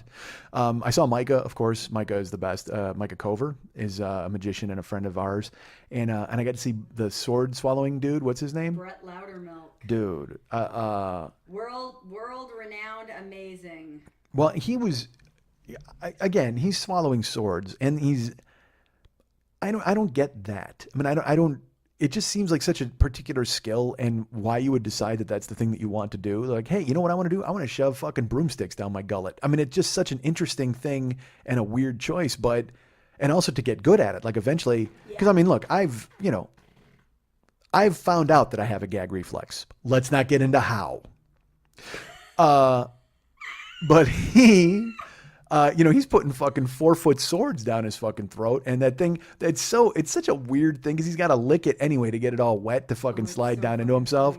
Dude, the best part was the 10 knives. That was the best one. Because I mean, those are smaller, but then he puts those in his throat and he pulls them out and they're covered in spit. And then he's like, and he does that whole thing. Where the 3 swords and then he licks them. I wanted to run up on the stage and lick one of them, but I was afraid I would vomit because I thought it would be hysterical. Because I was like, it would gross everyone in the room out if I just licked that spit-laden sword. And then I was like, I'm a little too drunk. I may vomit. That's probably the first time in your life you thought you would gross out a room full of people by licking a spit-laden sword. That is kind of true. Yeah, I got to think the rest of the time you would have been on board with it. Like, yeah, I'm totally in. But it was fantastic. I mean, I had a great time. I got to host the last hour. But the best part was I got to bring up you and Jack Dagger.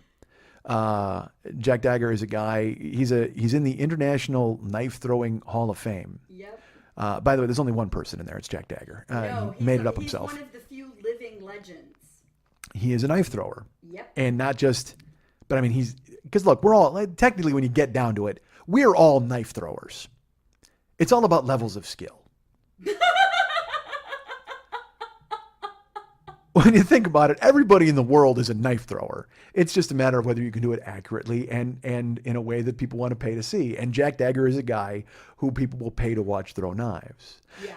And he went up on stage and he's again, it's in a small space, dude. I mean, that's what makes me laugh about your shows. You know, we're in this fucking, essentially, it's a bar. It's an old-timey bar, and it seats like 75 people or 100 people, but they're all on top of one another. And then there's a stage, and Jack Dagger goes up there. You know, you got people setting shit on fire, and you got people who are fucking swallowing swords, and then you got people who are throwing knives, and it's this tiny broom closet of a fucking place.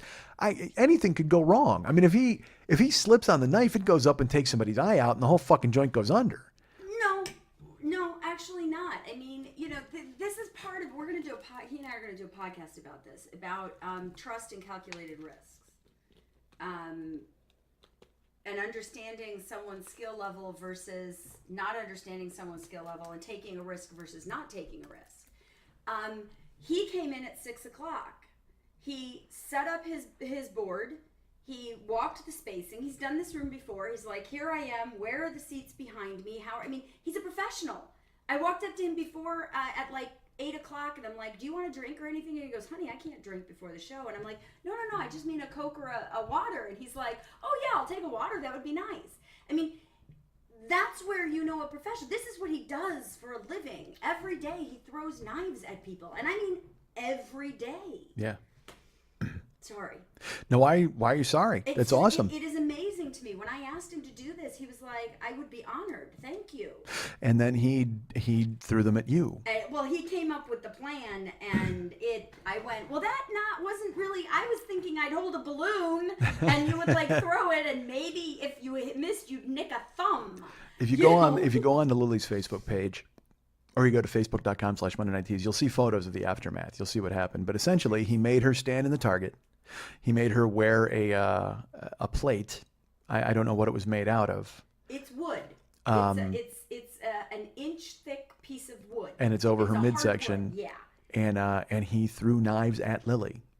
And he threw 10 of them because it was like birthday spankings. So and the crowd counted down and they stuck. Dude, I mean, it's that kind of old timey thing where you're like, oh, whatever, knife throwing, but dude, when you see it happen live in front of you, especially in a small venue in a small room, I mean, I can't even imagine what it was like on your end as you're watching them come at you. It's petrifying.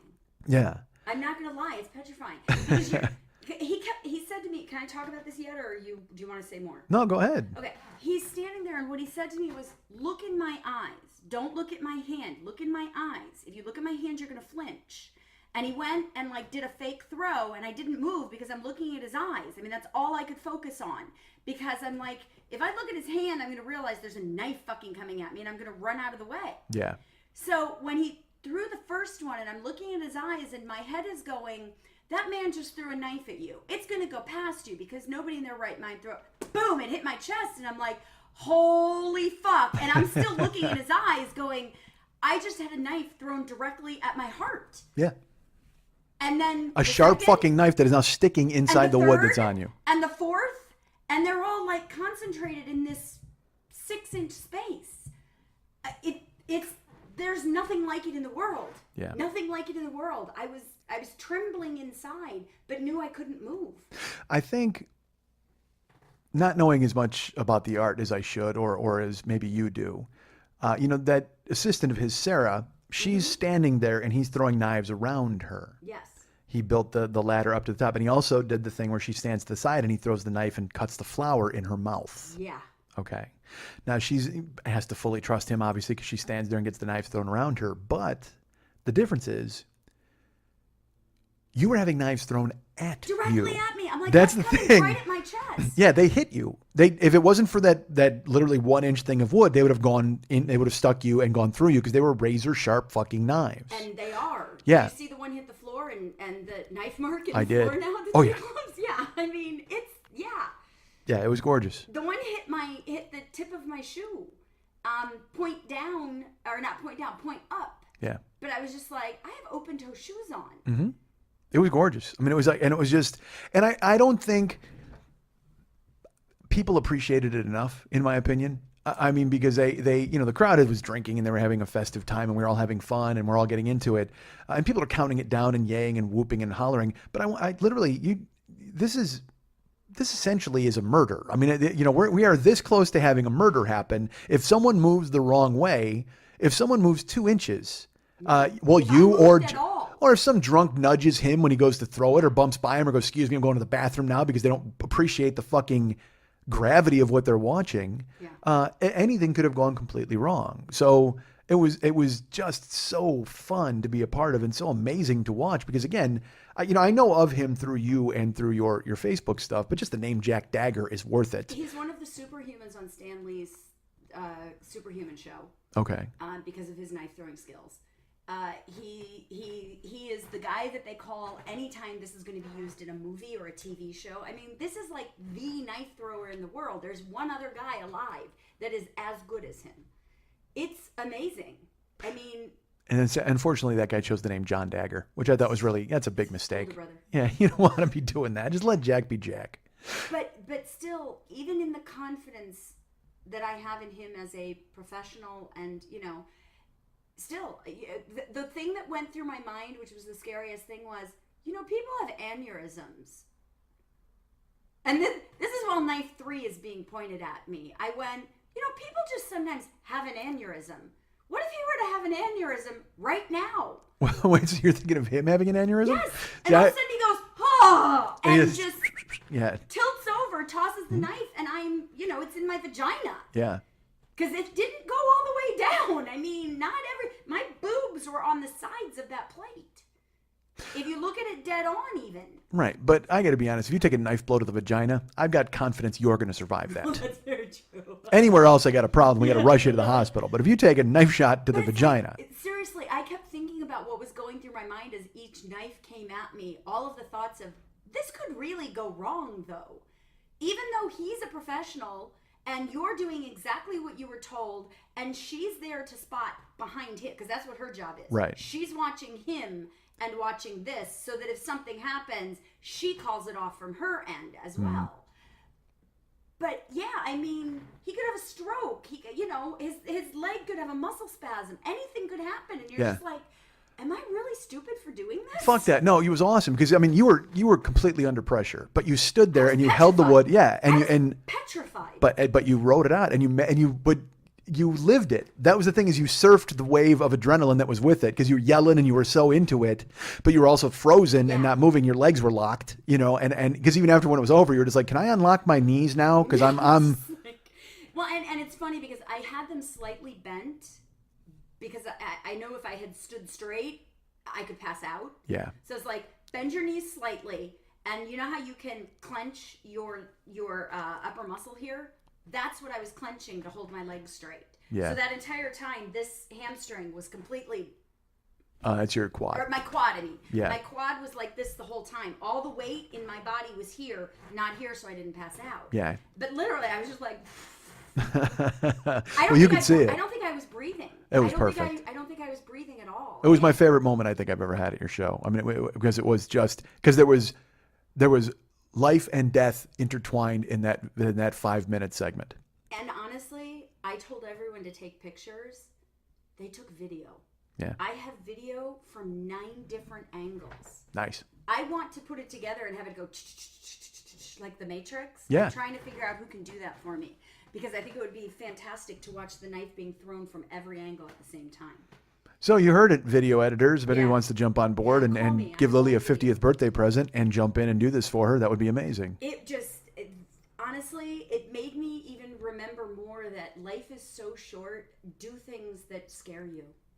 That's how I feel about it. When I've talked to Jill about that, where we've, and for me, it's obviously not getting knives thrown at me, but anything where we're going to go to a baseball game or we're going to go to a concert, and I've said it on here before. Look, I'm broke. I got no money, and I'm lucky enough that my girlfriend is very happy to pony up and go places with me and do things, and I love her for it. I mean, I love her just for that, but I'm just saying she's a yes, as I've talked about many times, and money comes and goes, but memories last forever.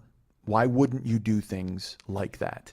Like I question when people because there were people who were just like, that's insane. I would never do that. I mean, I heard people talking about it after the show, and in my head, I'm like, I would do that twice a day. Literally, Well, you're an adrenaline junkie like well, just why not? Why just for the fucking story? For the fucking story, you do that. Hey, I had one of the greatest knife throwers who's ever lived throw 10 knives at my abdomen.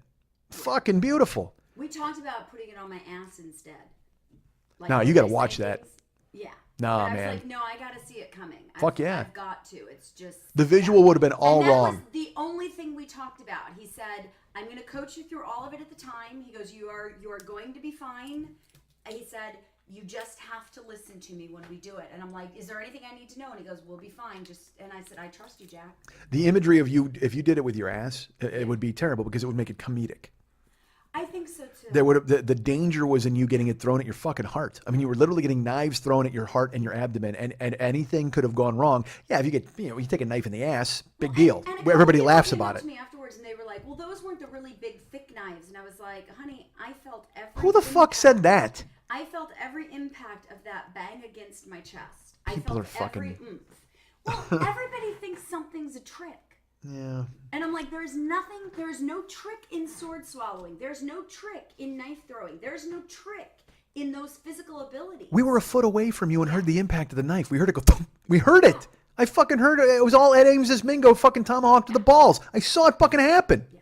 I mean, I was behind you. I didn't have the good view because I was up in the crow's nest area, but man, I could hear them going thunk. I have not seen it. No. Oh, it's fucking scary. Yeah, I just kept hearing the thunk, thunk, thunk. Did you have it on the tease page?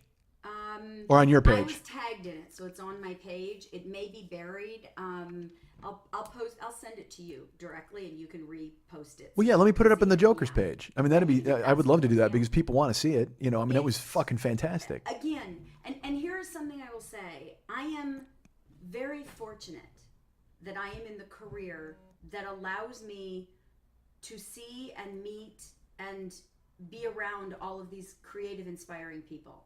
The fact that I know Jack and the fact that I can call him and say, would you give me this gift for my birthday?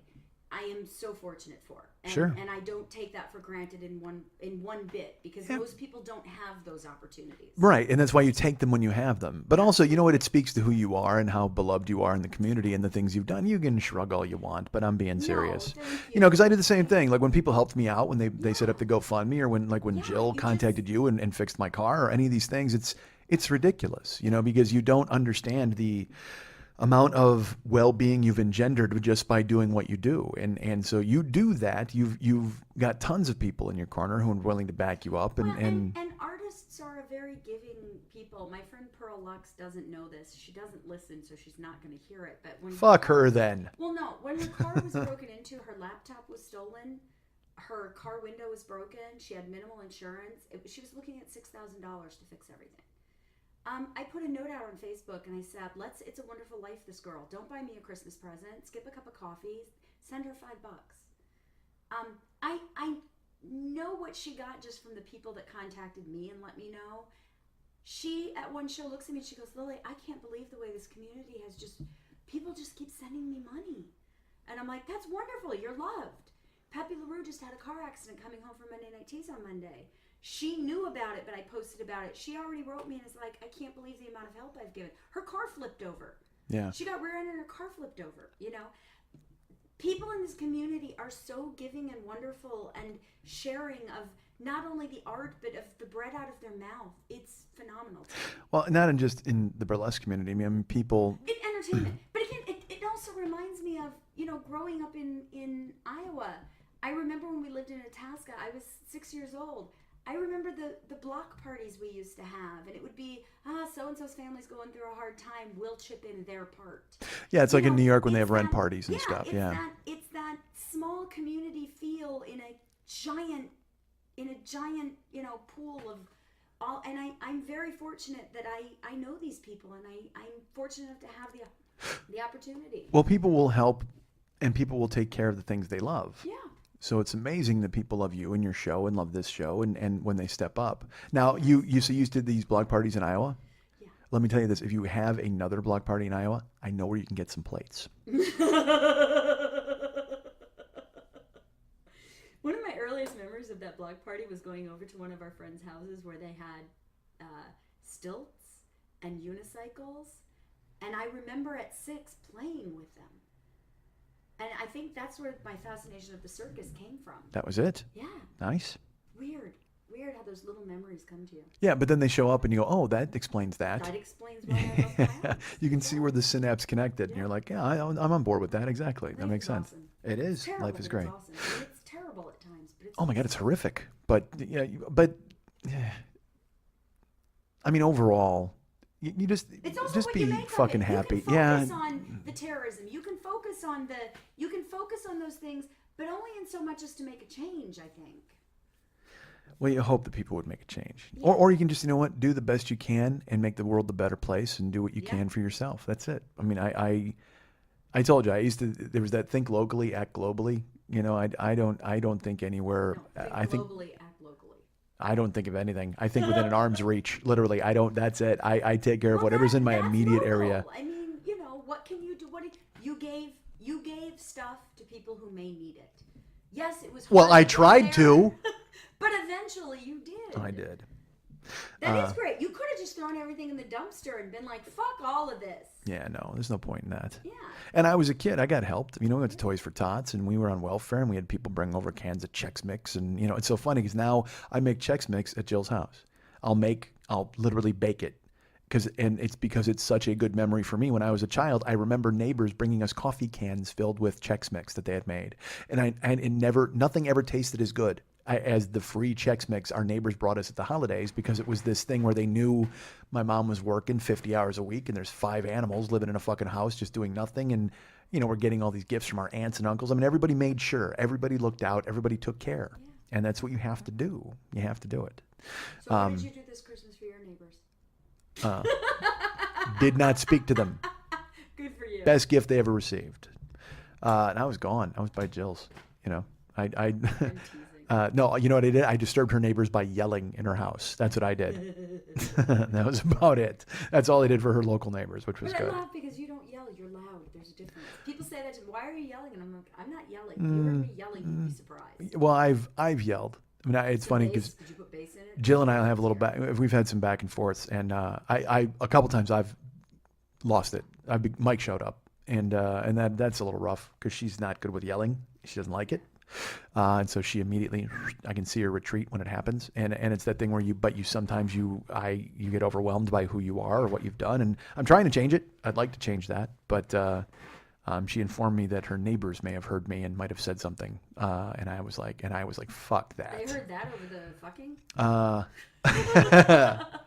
Yeah, it was a thing, and I was just like, "Come on!" I was like, because I didn't believe it. But then again, what the fuck do I know? I'm loud. I mean, I get a little shouty. Well, I mean, we heard them upstairs walking, so I mean, I'm sure once I start fucking screaming about why can't I get anybody to take these fucking plates, I'm sure. One of them looks out the window and goes, "What's going on down there?" I think it's weird that you took all the plates there. I wasn't going to give them away here.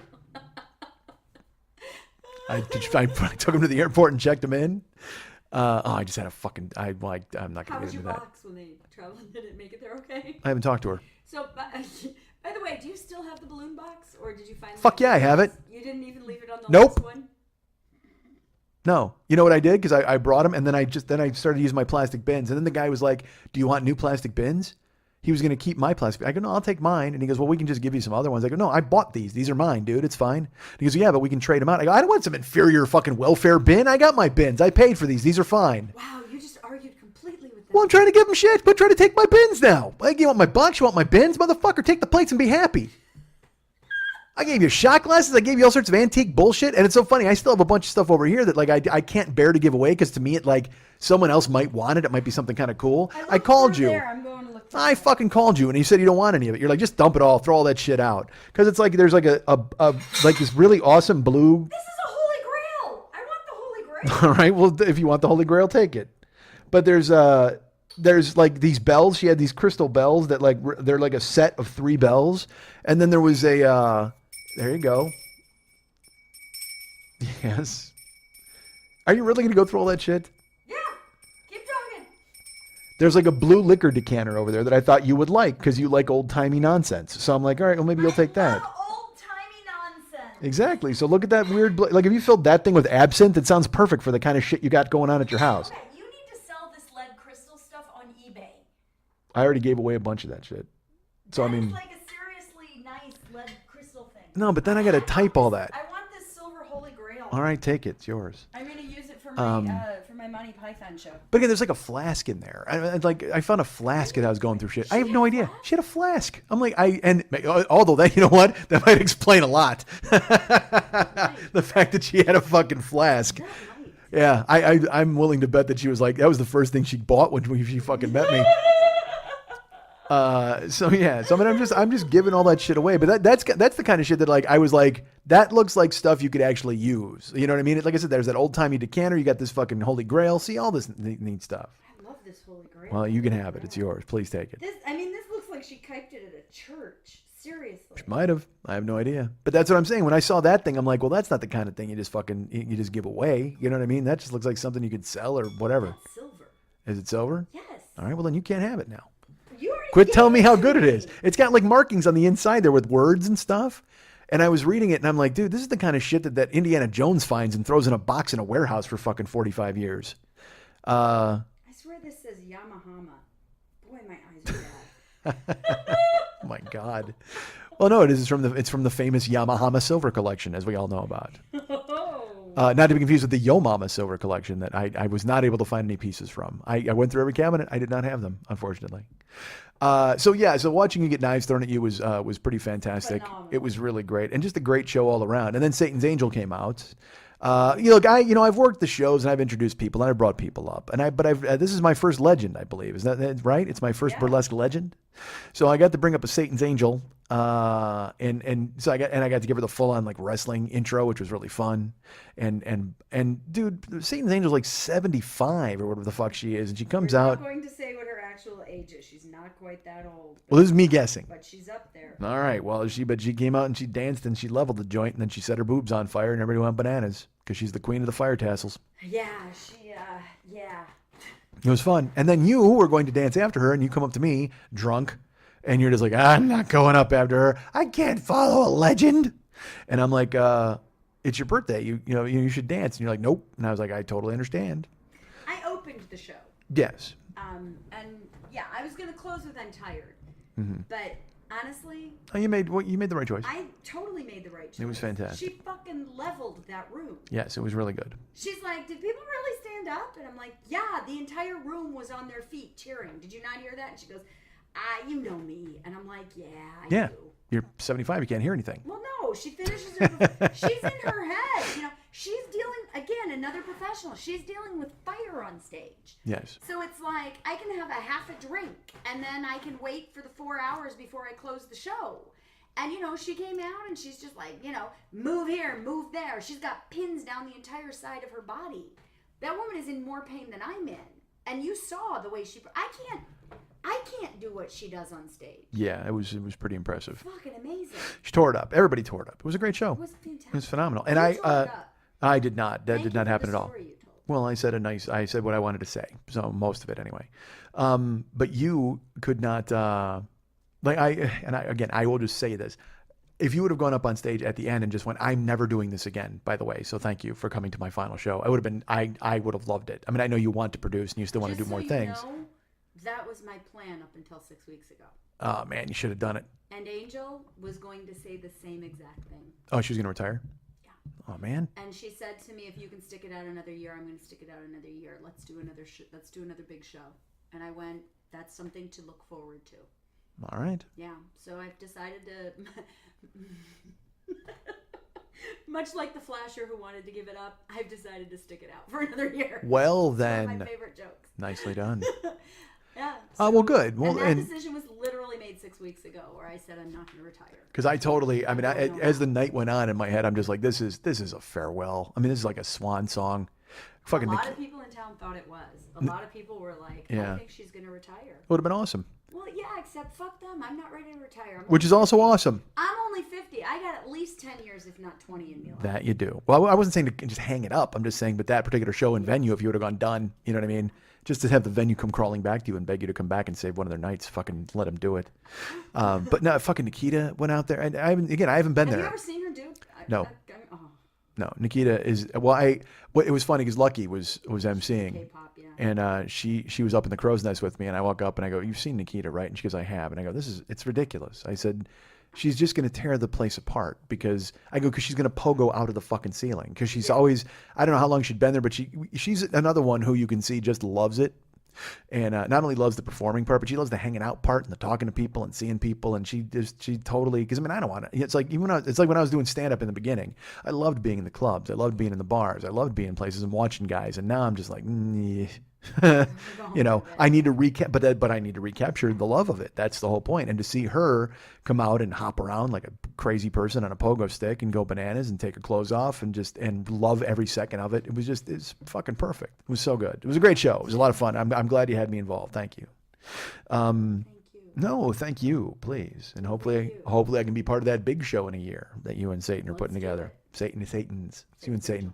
I know, but I called her Satan. I was like, you and Satan, like that's her first name. I call her Satan too. She laughs. She's like, I know, I'll take it. All right, Angel. Oh my God, I'll tell you this story real quick. All I right. was sitting at lunch with her and she's talking and she's like, so I was dating Frank Gorshin, and I went, wait, the Riddler? She dated Frank Gorshin? Gorshin, yeah. And I went, the Riddler? And she's like, oh yeah, he and I dated forever. He was never going to leave his wife. And I'm just like, oh, okay. And then she goes, so this one time, I was in a hotel room with Elvis, and I'm like, Presley?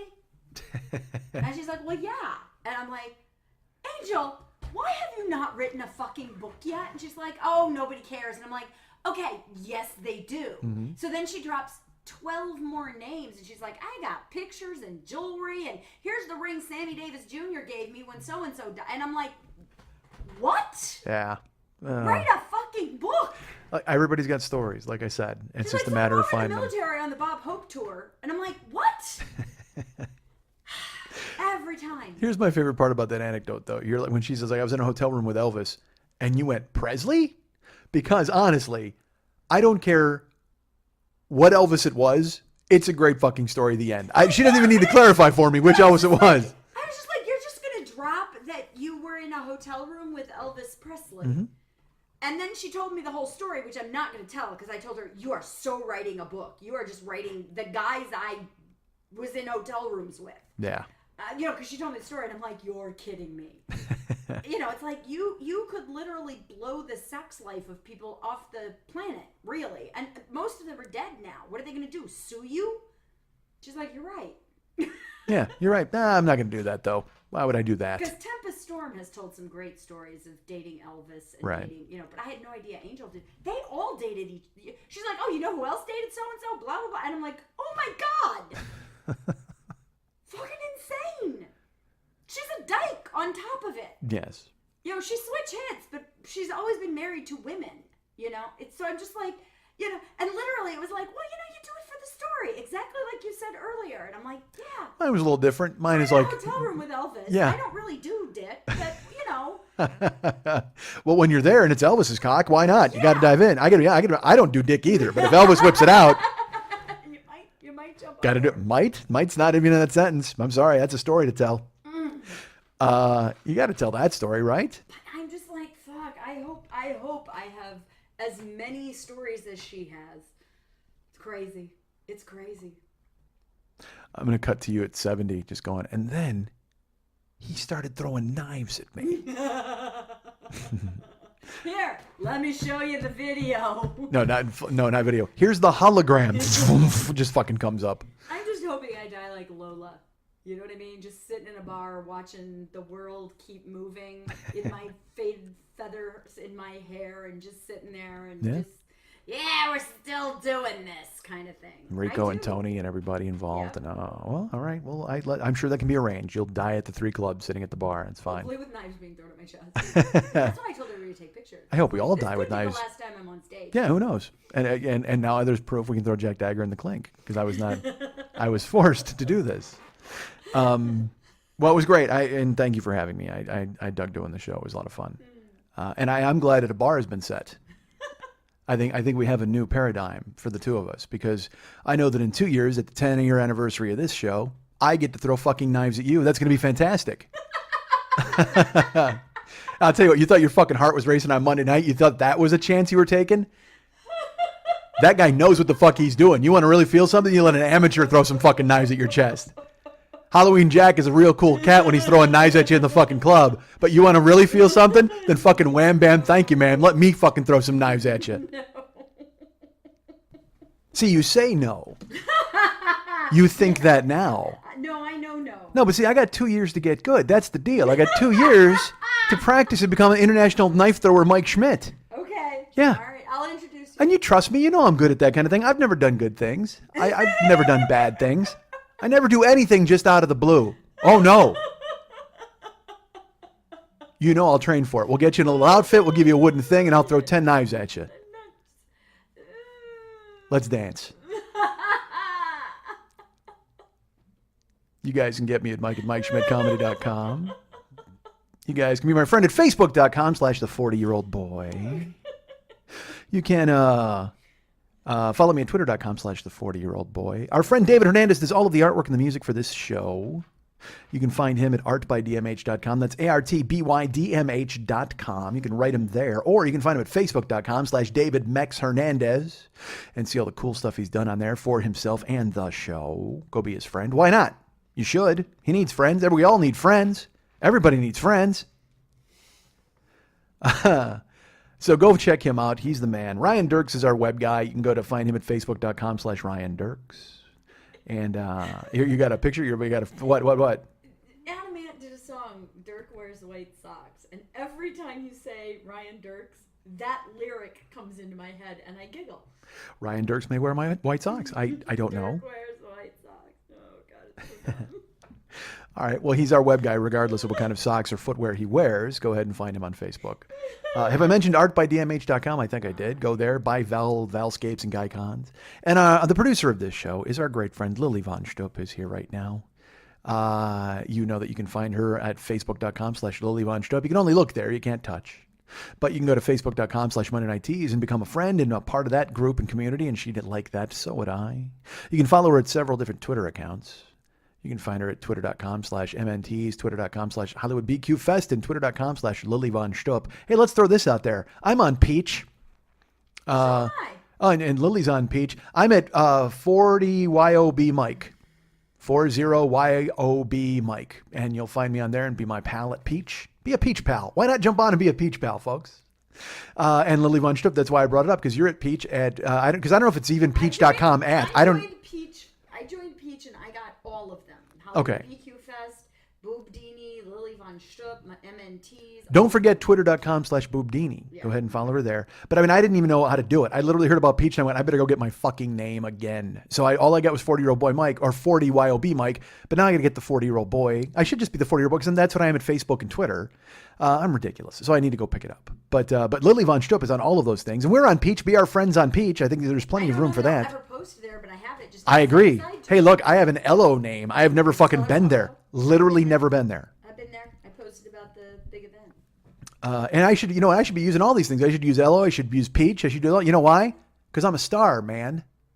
So I should be doing that sort of thing, but I'm not. But follow me on Peach, huh? Are you on Vine? I am on Vine. I'm on Instagram. I'm all those ridiculous things. I don't think I've ever done a Vine. I did a Periscope. I'm on Periscope. It's fucking awful, man. I can barely talk into this thing on fucking Wednesdays, but now I'm there. It's tough. It's really hard to be self-employed. Well, that's the deal. Is like if I made money for every tweet or Vine or Instagram like we all want to, that would be fantastic. But then the next thing you know, I got some teary-eyed blonde saying, "Oh, I didn't abuse her." And what the fuck? Who knows how that'll work out? God damn it. Hey, you know what? Has any of you people, YouTube stars, millennials, have you ever had a real problem in your life? That's my question to you. That's all I ask. No. So Lily Von Stupp is available at all those different places. But if you'd like to write her a personal note Please do. and find out if you can get one of those peepers where you get to see her nipples on display, if she's got any left over, you can write her at lily@burlesque411.com. I probably didn't even explain what those were, did I? If I win the lottery, everybody gets one of those. Fuck sharing the money. Lily wins the lottery. Everybody gets a nude eye peeper of her. That's Lily at burlesque411, LILI at burlesque411.com.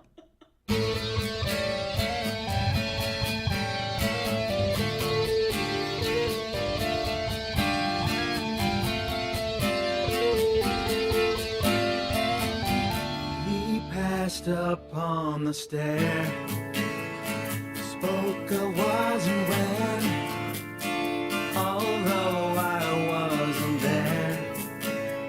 He said I was his friend, which came as some surprise.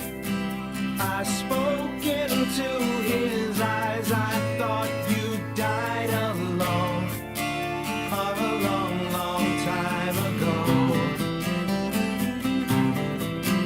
Oh no, not me. I never lost control. Your face to face with the man who sold the world.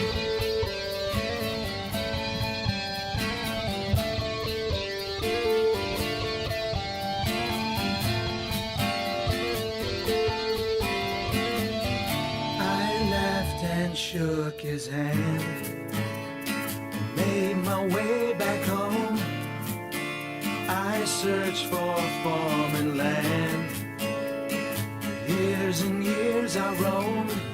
I gazed a gazeless stare at all the millions here. We must have died alone a long, long time ago.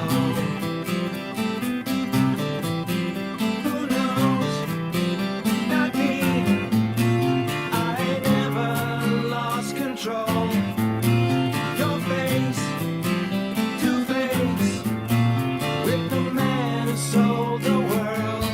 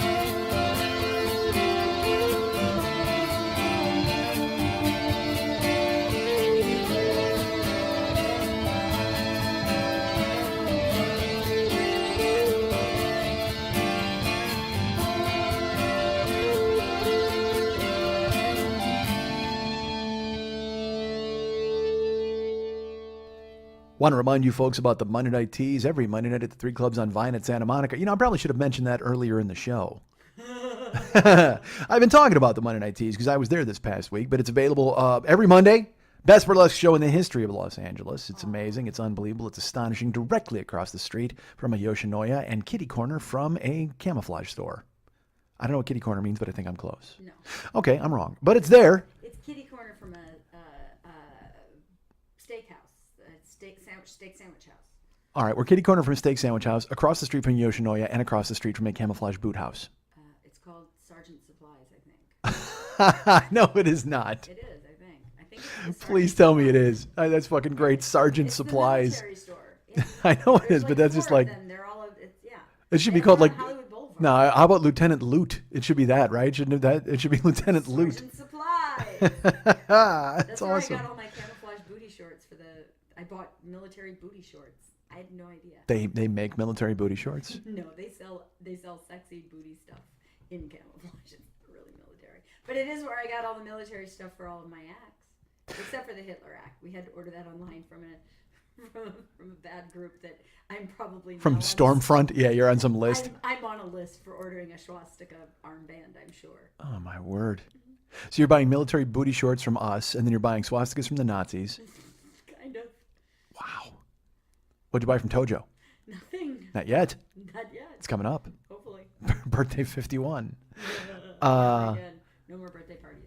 Well, what? We're done? We're retiring at I don't 50? want to do any more birthday parties. All right. Well, I've that was had the blowout. 5 amazing birthday parties. Maybe when I'm 60, I'll do it, but for now, I'm done with birthday parties. It's, Well, the Monday Night Teas this week, we told you all about it. Who's there next week? I don't know. I don't know off the top of my head. Sounds like a fantastic show. Apologize, I don't. But what you want to do then is you want to go to facebook.com/Monday Night Teas and join and look for announcements and pictures and all sorts of stuff. Join anyway, because you'll see all the cool frivolity from the 50th birthday / 10th anniversary, 10th year anniversary. 10-year anniversary at the 3 Clubs. We've really been doing it for 13. Well, yeah, but you've been running the ship for 10. No, I've been running the ship since 2007. Okay. So 9 years. Well, I remember the first time I saw you in a burlesque venue. I met Lily I did a comedy show, and I don't even remember how, were you and David there just kind of, just to see somebody else or David also performed that night. Oh, that's what it was. He was there performing. He did a small talk. Her then husband was there, and he did a thing, and then I did a set, and I had done well. I was funny, and so then afterwards, you're so nice. That's back when I was funny. We were So all looking at each other going, who the fuck is this guy and why is he not everywhere? and guess what? 15 years later, still the same thing. No, not even 8 years later. 11 years. Was it the 2004. 4 election? Yeah, it's 2004. So I saw Lily there, and then she said, "Hey, if I ever do a show or any venue I have, you're going to come and you're going to do it all the time." And she's been lucky enough I've been lucky enough to have her book me and have me do these shows like the Monday Night Teas. When it's really not for me. I mean, it's not my milieu. It's not what people want to see or hear. They don't expect me to come in there and rant. They want to see people getting undressed and doing stuff and fire eating and sword swallowing and all of that should be done. But Lily's always found a place for me, and I've appreciated it. And, I said this live when I was there the other night. Burlesque is niche. We know that. Comedy's niche. Everything's niche when it wants to be. But she's doing everything she can to keep it alive because she loves it so much. You love it so much. And you're here. I should address you, I guess. The first time I ever went to a burlesque show with Lily was at the Derby. It was some show that she was just involved in. She was doing it. And she and her husband were friends, and they invited me and my then wife, my ex-wife, to the show. And when I first met Lily, she was with her ex, and she was doing everything she could to make him everything he could be. She was working for him, helping him out, doing things, and I loved them both. They were there, and I still do. They're both still my great friends. He's a dick. No, I'm kidding.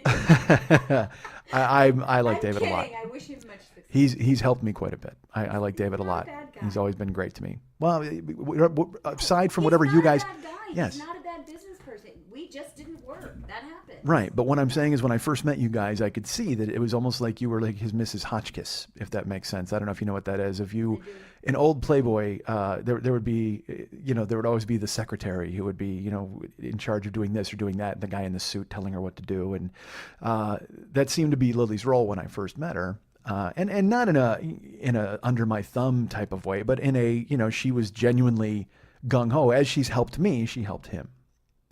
But then when I went to the burlesque show, I saw a completely different side of you because I saw you involved in something you loved. And I saw that you could not contain the excitement you had for what I did not even know was still a viable art form. But I saw you leaping out of your skin because you were so excited to have new people exposed to the thing you loved so much. It wasn't even about you. It was just about what you loved and enjoyed and wanted to share.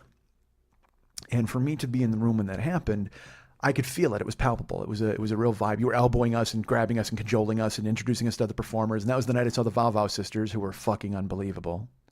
And it was that thing where it ran the gamut, where there were performers who may not have been what they should have been, or they shouldn't have been on that stage. And then there were the Vow Vow sisters, who were incendiary and fucking destroyed the place.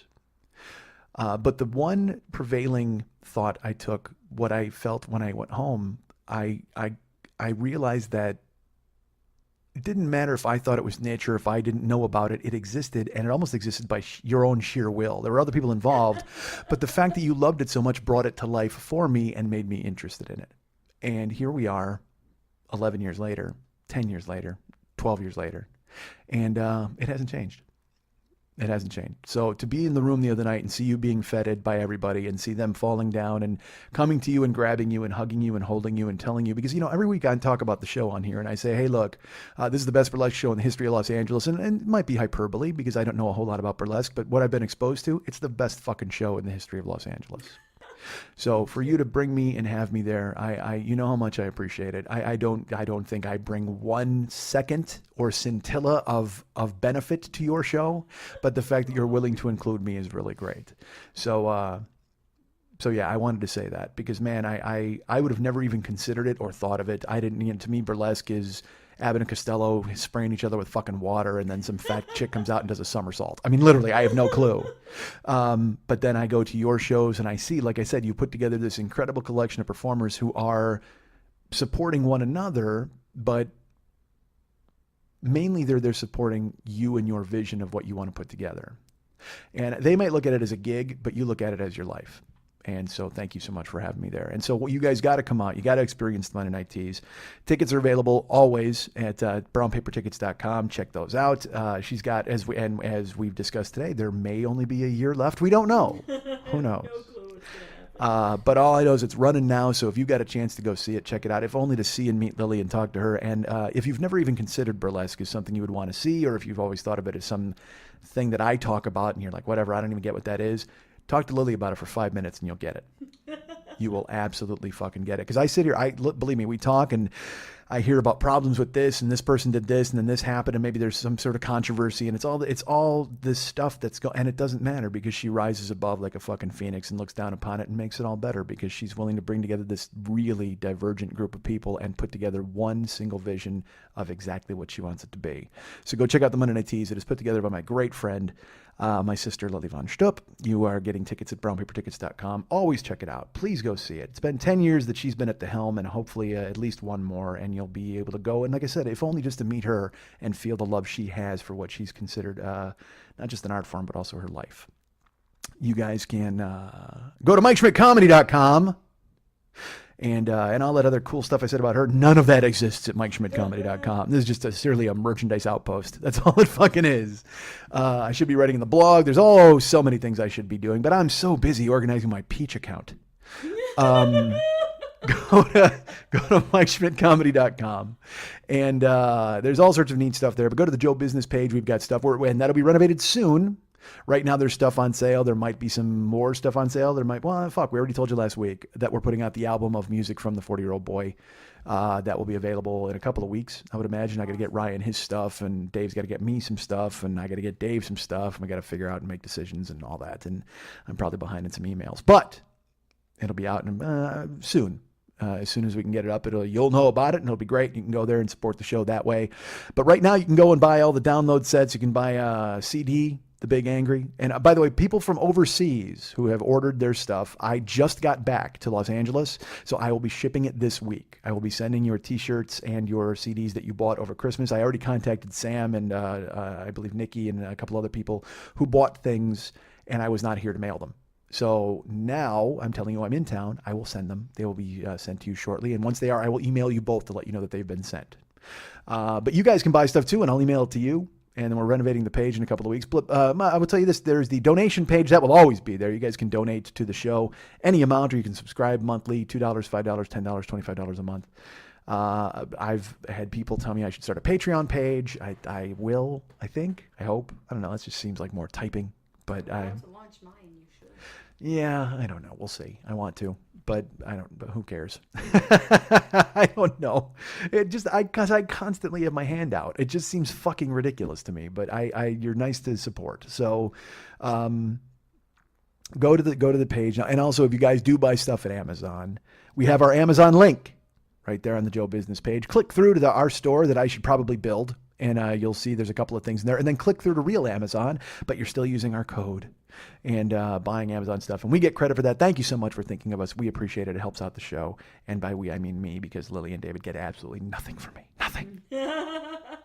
They used to. There used to be a small stipend for being involved in this show until my life went to hell. And then everything went to keeping me afloat. Thank you for keeping me afloat. And here we come to this, folks. As you know, 2016 is the year. Oh, it's the year, folks, where everything changes and everything turns around and we all start doing the things we're supposed to be doing. So since I've been home, like I said, I cleaned all the death out of my kitchen. I've whittled down I've thrown out towels I don't use. I've thrown out a bunch of silverware. You didn't even check those drawers. Those are looking good. But I'm also making efforts here in this industry to be doing the thing I'm supposed to be doing. So yes, I need to go to open mics. Yes, they need to go start doing stand-up. Yes, I do. I want to do those things. But mainly I want to start auditioning for things in town, which means, doing commercials and if I can possibly do voiceovers, all of that stuff. And I want to try to get agents. But in order to get agents, you have to have something, a calling card that brings you in the door. Now I have this show and a built-in audience that I can tell them kind of works, and that might be able to help me get some sort of live appearances agent. Our friend Adam has been helping me out, as I've mentioned. And when Adam gets back to town from his apparently fucking month-long honeymoon, I can talk to him about what we're going to do. But a calling card you need with all agents is headshots. You need to have your headshot so they see who you are and what they can sell you as or what they can use you to be. And I've talked about this in previous weeks. I was planning on doing headshots. I was undecided. I didn't know how I was going to look. I didn't know where I was going to go. I didn't know any of it, folks. Well, I can tell you this. Headshots are done. Let's put it this way. Not done. They've been taken. And here's where you get involved. I don't know why I'm doing this, but I am, because why not? It seemed like a fun idea. You guys can do this or you don't have to or whatever. I don't give a fuck. Honestly, if you want to look, great. If you don't, that's fine too. But here's the deal.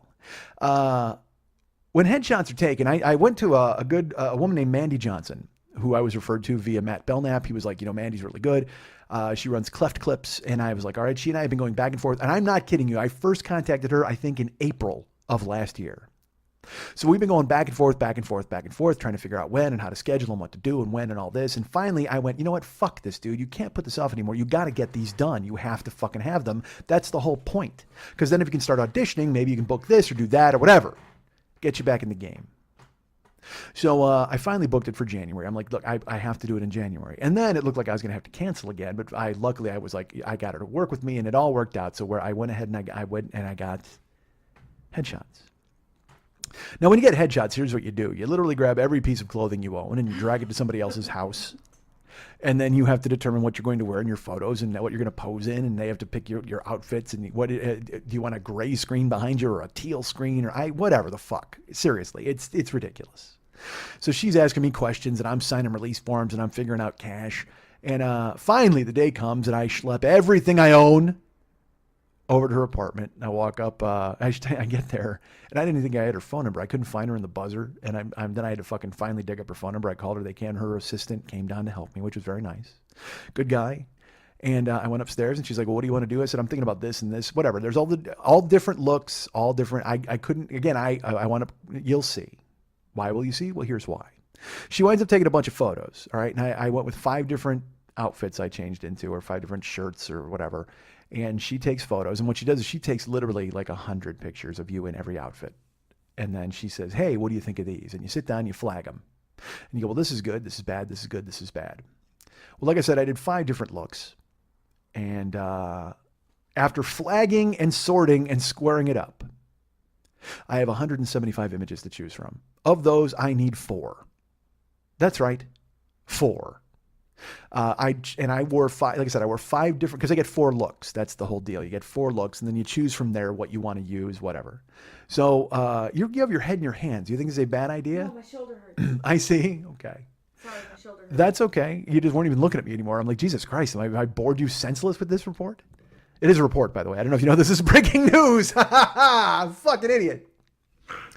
So, the bottom line is I took a bunch of pictures, and it's so weird when you're posing for fucking headshots because you got to smile 100,000 different times and look away and I'm trying, because a lot of them look like graduation photos because you're just staring, and then I'm like, can I do different shit? Can I do anything here? Because the first time I ever got headshots, I sat and I took pictures and I'm smiling and looking normal, and then fucking around at one point, I put finger guns to my head.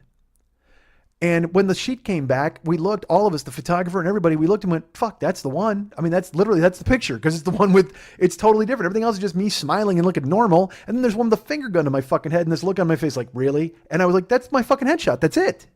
So that was the one we went with. Did you do that during this? I didn't do the finger guns. No. Why? I wanted to. I thought about it, but I didn't. Well, I did, believe me, I did enough wacky fucking bullshit. But this thing is, I didn't want to look wacky. That was the whole point. And also, I'm an old man now. I was 23 at the time when I did those or whatever, or 25. So whatever. The bottom line is there's 175 images to choose from. I need 4. So here's what I'm going to do, because I'm smart. I'm going to let you guys help pick. The way it works is I'm going to give you a web address. Why don't I just give it to you now? MandyJohnson.com. That's 2 E's in Mandy. MANDEE. She came and she gave without taking. But I sent her away. Oh, Johnson. MandyJohnson.com/Mike Schmidt. If you go right now to MandyJohnson.com/Mike Schmidt, you're going to be bewildered. You're going to be assaulted by 175 photos of me doing the same smile in different areas. I mean, literally, it's just, some of them are good, some of them are bad. These are the ones that at least look, we flagged anything that looked interesting or good. If we liked something, we just put a flag on it, and the rest of them we just kind of eschewed. So what I want you to do, I want you to go look at these images, and as you scroll over them, you will get a number. It'll say Mike Schmidt like 064045. I don't know. They all have numbers. And by the way, I have not done any research into this. There could be multiple number 45s. I have no idea now that I think about it. I probably should have done a little more homework on this. But the point is, you're going to go through and give me your best 4. Vote for 4. Now, I recognize you're going to see I'm in 5 different looks. I got a suit on, and then I got like 4 different ones in 4 different looks. Like some are outside, some are inside, whatever.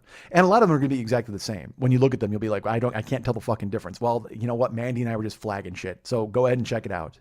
And then what I want you to do, because again, look, you can do this at Facebook. You can get me at MikeSchmidtComedy.com. You can write me there. That's fine. But if you want, you can write me at headshotschmitty@gmail.com. That's HEADSHOTSCHMITTY. HeadshotSchmitty@gmail.com. Go ahead and write me and let me know the 4 that you pick. Now, look, of course, I reserve the right to pick the 4 that I'm going to. You have a question? Well, yeah. What do you want them to look for? I want them to, well, that's the thing is I don't know what I'm just trying to be me, okay? Because I don't know, you'll see, because my hair is, I shaved my head. I just did. But here's the thing. When you're choosing headshots, you're choosing a look to get booked. Right. Well, that's what I'm saying. But these are not extreme looks. They're all, like I said, they're all suburban dad / Sons of Anarchy guy. I mean, I didn't try to look. Some of them I did, because again, you'll see. Okay, some of them I tried to look mean. Some of them I smiled. Some of them I looked aside. I mean, it's just, I tried to, let's do it this way. Pick the 4 most interesting images that you think would work. Because look, we're not agents. I don't even know what the fuck people are looking for. I kept talking to Mandy. I'm like, I don't know what to do here. I don't know what they need. And by the way, also, we will crop anything you look. So like, believe me, there's shots, unfortunately, where you can see my gut, and there's shots where, not naked, but I mean, it's like literally you'll see too much of me. You see like 2/3 of a body shot. Well, we'll crop that out. Yeah, like literally, it'll be chest up. Be your head and chest up, or maybe half of arms them, up. really. Exactly. Yeah. So, or like a 2/3 or a 1/3, like just because I have some on my arm, whatever. Arms, yeah. You'll see. But I'm looking for, just pick interesting images. Pick what you think are the best 4. And again, but also I will tell you this, and look, you can do whatever the fuck you want. Okay. I mean, if you want to pick 10, go ahead. Can I make a suggestion? I wish you would. Okay. When you pick those photos, right next to it what you think he looks like. So, like, if you see one and you're like, oh my God, he looks like an accountant, right? Mike Schmidt, accountant, number 777, right? Mike Schmidt, doctor. Mike Schmidt, lawyer. Mike Schmidt, biker. So, because one of the things in headshots, and this is something that my ex did teach me, is if you know your type, you are more likely to get booked in those parts by presenting that picture as opposed to how you see yourself. Right. So give him that feedback because that helps. And if you don't like any of them, you can tell me that too. You know what I mean? Seriously, I did. Ladies, feel free to put hottie. Yeah, let's not do that. Because I'll tell you what, not one of them would have done that, but now it'll be a bunch of people fucking around with me and doing that. You look so you got a pretty mouth. Wow. I'm going to go with wilderness misanthrope. I sure wish I was looking at the top of your head. So my point is, go look at them, please, and check them out and see what's happening and see what you like and vote. Just let me know. I mean, there's 4. You got to pick 4. I think there's 175 images. And look, if you don't want to do this, I totally get it. I'm only throwing it out there for you if you want to have fun. And you can write on Facebook which ones you like. And please do me a favor, don't gank the images, all right? Because they have her watermark on them anyway, so you're not gonna be able to do anything. But don't post them on Facebook and go, I like this one or I like that one. Please, I'm asking you, because. For the love of God. Well, because there's always someone who gives something cute and they go, I made a collage of all of you into the shape of a duck's head. It's like, that's really neat. But I mean. They're not your images. Mandy's doing me a giant favor by letting me do this because she said, I said, I got to choose these. And she goes, well, you got these. And I go, you know what? Is there a way I can have access to this gallery so my people who listen to my show can choose? And she goes, yeah, I don't mind that. She goes, they know that they can't use the images. And she goes, my watermark will be on them. They can take them. I hope they don't. And I go, no, I will ask them not to. And hopefully all of you take direction and you're very nice to me. And you'd realize that Mandy works very hard. Yeah. And I paid for this, and she's doing me a big favor by letting you guys take a look. Not really. It's not doing you a favor to look at my old headshots. She's doing you a favor. She did me a huge favor by allowing me to have you in the process. So don't take them and put a cock next to his face. Yeah. Well, I actually have some of those. Oh, okay. So if you like the cock one, pick those. I mean, you know what's weird? No, it's mine. we did like a weird, it was like one of those 5th grade graduation photos where I'm like looking at the distance and then the face. Yeah. It's got my face and then it's just my cock staring off into the distance. I may be photoshopping that later. I don't blame you. Do it. So please vote, man. Go to headshotschmitty@gmail.com and let me know what you think. You can let me, you know why Lily's laughing at me? Because I said to her, I wanted to have a Gmail address for this. And she goes, how many Gmails do you have? And I go, I have like 10. Because I had Call Me Schmitty and all those other fucking ones. Hey Mex, I listened to gmail.com. I got all those. And she's like, don't do it. Just have them go to Facebook, have them go to your email. And I go, yeah, that's a good idea. And then I still came up with Headshot Schmitty. Because I don't fucking care. Because I like headshotschmitty@gmail.com. That's worth it. That should always be your email from here forward. Right? Don't you think? Headshot Schmitty. What's happening? Finger gun. So please go look at these images. Let me know what you think. Tell me if any of them are any good at all. Vote for 4. I'd like to hear your best 4 if you like them. And try to pick 4 separate looks. Don't pick 4 of me in a fucking suit. Because then it's just like, no, I can't do that. There's nothing I can do. I can only use, like I said, I'm only going 4 looks. And look, I know it might be hard for you to narrow it down to the 4 best photos because I look really good in a lot of them. But do the best that you can, folks. Really, maintain some self-control. I know once you get in there and see 175 images of me, the first thing you're going to want to do is whip off your pants and take care of business. I get that. We all know that. That's what's inside of us. That's what's welling up deep inside. I touch you in a place you haven't been touched in a really long time, I'm sure. And 175 of me, holy Christ, some of your pussies may spontaneously explode. And I get that. I understand it. However, do your best. I'll tell you this. Don't do it when people are around. Keep the lights down. Keep it down. And make sure to close your shades right now. Do that. Close your blinds and listen to this while we're doing it right now. Cue me up. Pull me up. Close your blinds, guys. Look at that. Look at that face. Look at that chiseled jaw and that buzzed haircut and that white flesh. Miles and miles of white flesh on my skull. Oh, if you want to jerk off to that, I don't blame you guys. Why wouldn't you? Look, let's put it this way. You jerk off to my voice every week anyway. Why not go ahead and add a visual component? Right now, go ahead and look at those 175 pictures and just picture me glowering at you while I'm talking to you. And just go ahead, reach down and touch it. Go ahead, spank it a couple of times. And I don't know if you got a fleshlight. If you got a fleshlight, go ahead and use that, or maybe just throw a bath towel over your lap. I don't know how you handle it. Ladies, if you got a certain sex toy that you like and you named it Mike, that's fine. If you got a cucumber, go ahead and bring it out. Let me get little Schmitty. Hold on, no, let's not call it. I got little Schmitty. You call whatever you got Mike. I'm getting little Schmitty. I'll be right back. Maybe you got a Joker doll that you want to go ahead and just rub on you. Yeah, you one of those pop hero Joker dolls. I don't blame you. Boy toy. Oh, dude, how perfect is that? How do we not make like some sort of fucking we got to do that, right? That's merch. Come out with a fucking vibrator called the 40-year-old boy toy, or some sort of vibrating egg system. Oh, dude, I'm in. The Hitachi Magic Schmidt. Oh my Christ! How do you not throw me into the mix? I'm gonna make this world wet. I want to do it, man. The 40-year-old boy toy and the Hitachi Magic Schmidt. I'm in, goddammit. That's good for guys. That's good for everybody. That's good for all involved. That's good for the future. Let everybody get on board and grab a handful of plastic with my name on it and just fucking jam it into your nether regions and let's get busy. Let's go to work. Let's fucking make this happen, goddammit. Holy God, I'm excited. You want to talk about hunky-dory? I'll hunky your fucking dory all night long. Just grab me, throw some batteries in my ass and spin me the fuck around. Let's do this, baby. I want you know what I want? I want you to just be looking forward. This is exactly what your view should be. In the center should just be my picture on the computer monitor and an ankle on either side of it and just fucking go at it. Make it a contest. See if you can squirt the screen. See if you can just go ahead and fucking wipe it. I'm on board. That's what you need to do, for God's sake. Go ahead.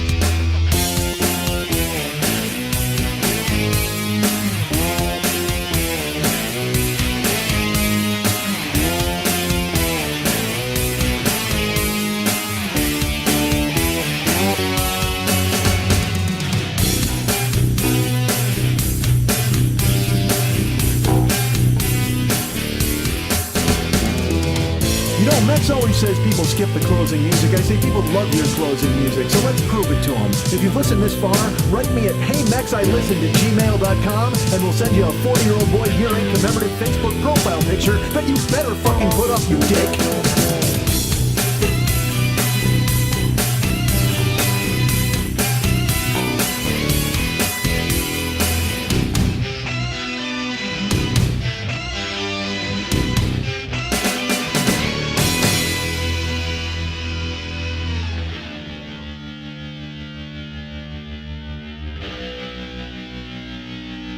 Sorry about the dick thing.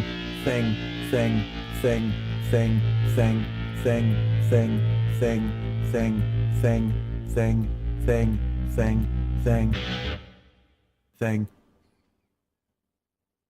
Did you get that? Yeah, I got it. I don't want you to miss any of that brilliance.